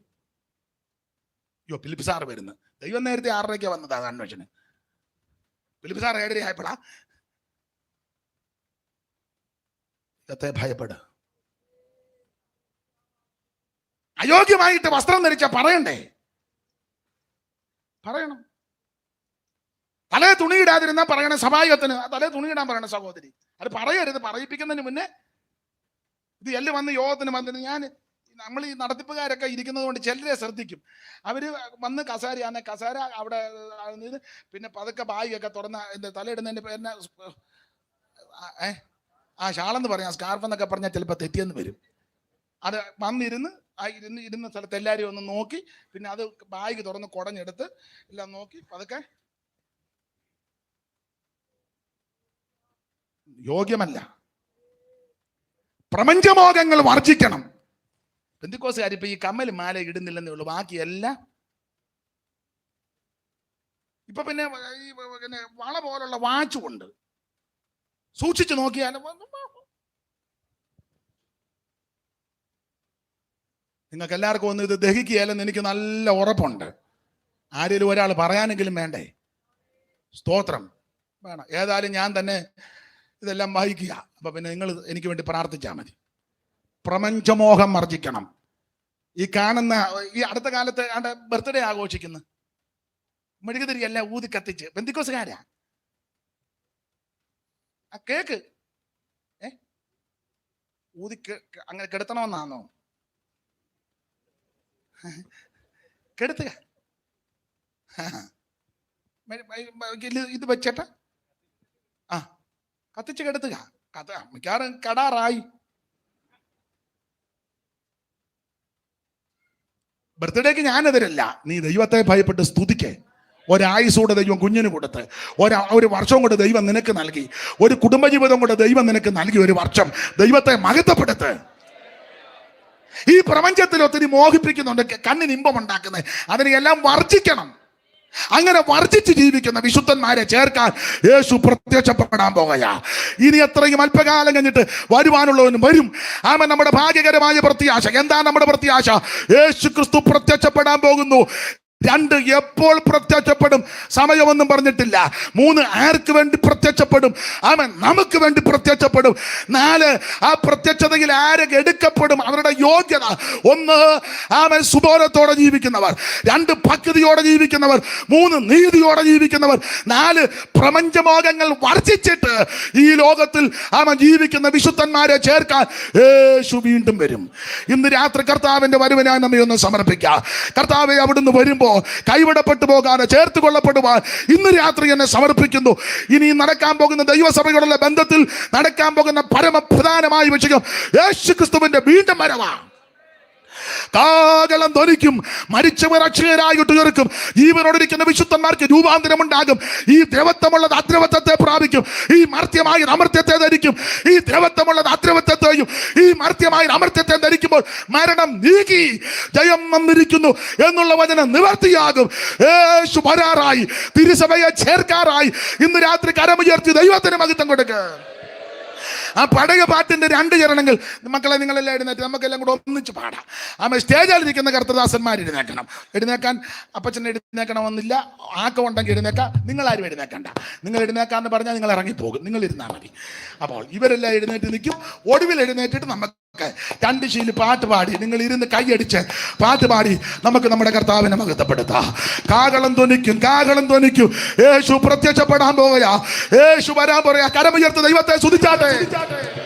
ആ മണ്ണിൽ മൗനമുറങ്ങൂ തന്റെ വിശുദ്ധ എല്ലാ നിമിഷ. മണ്ണിൽ മൗനമുറങ്ങൂ തന്റെ വിശുദ്ധ എല്ലാ നിമിഷം.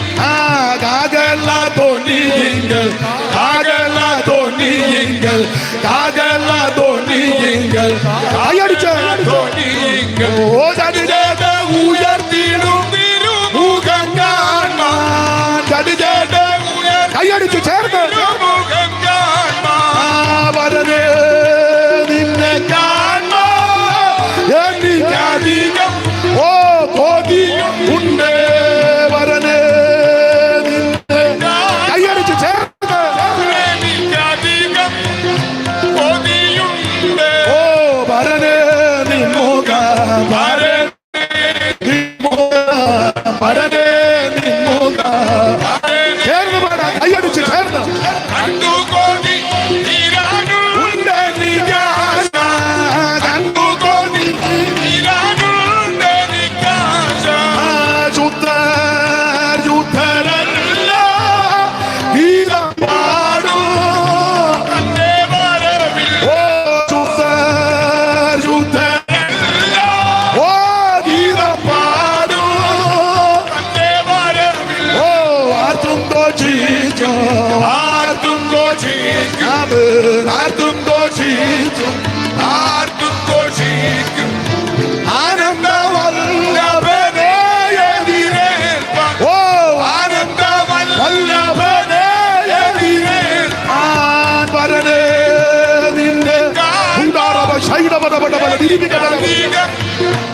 കൈയടിച്ചു പാട്, കൈയടിച്ചു പാട്.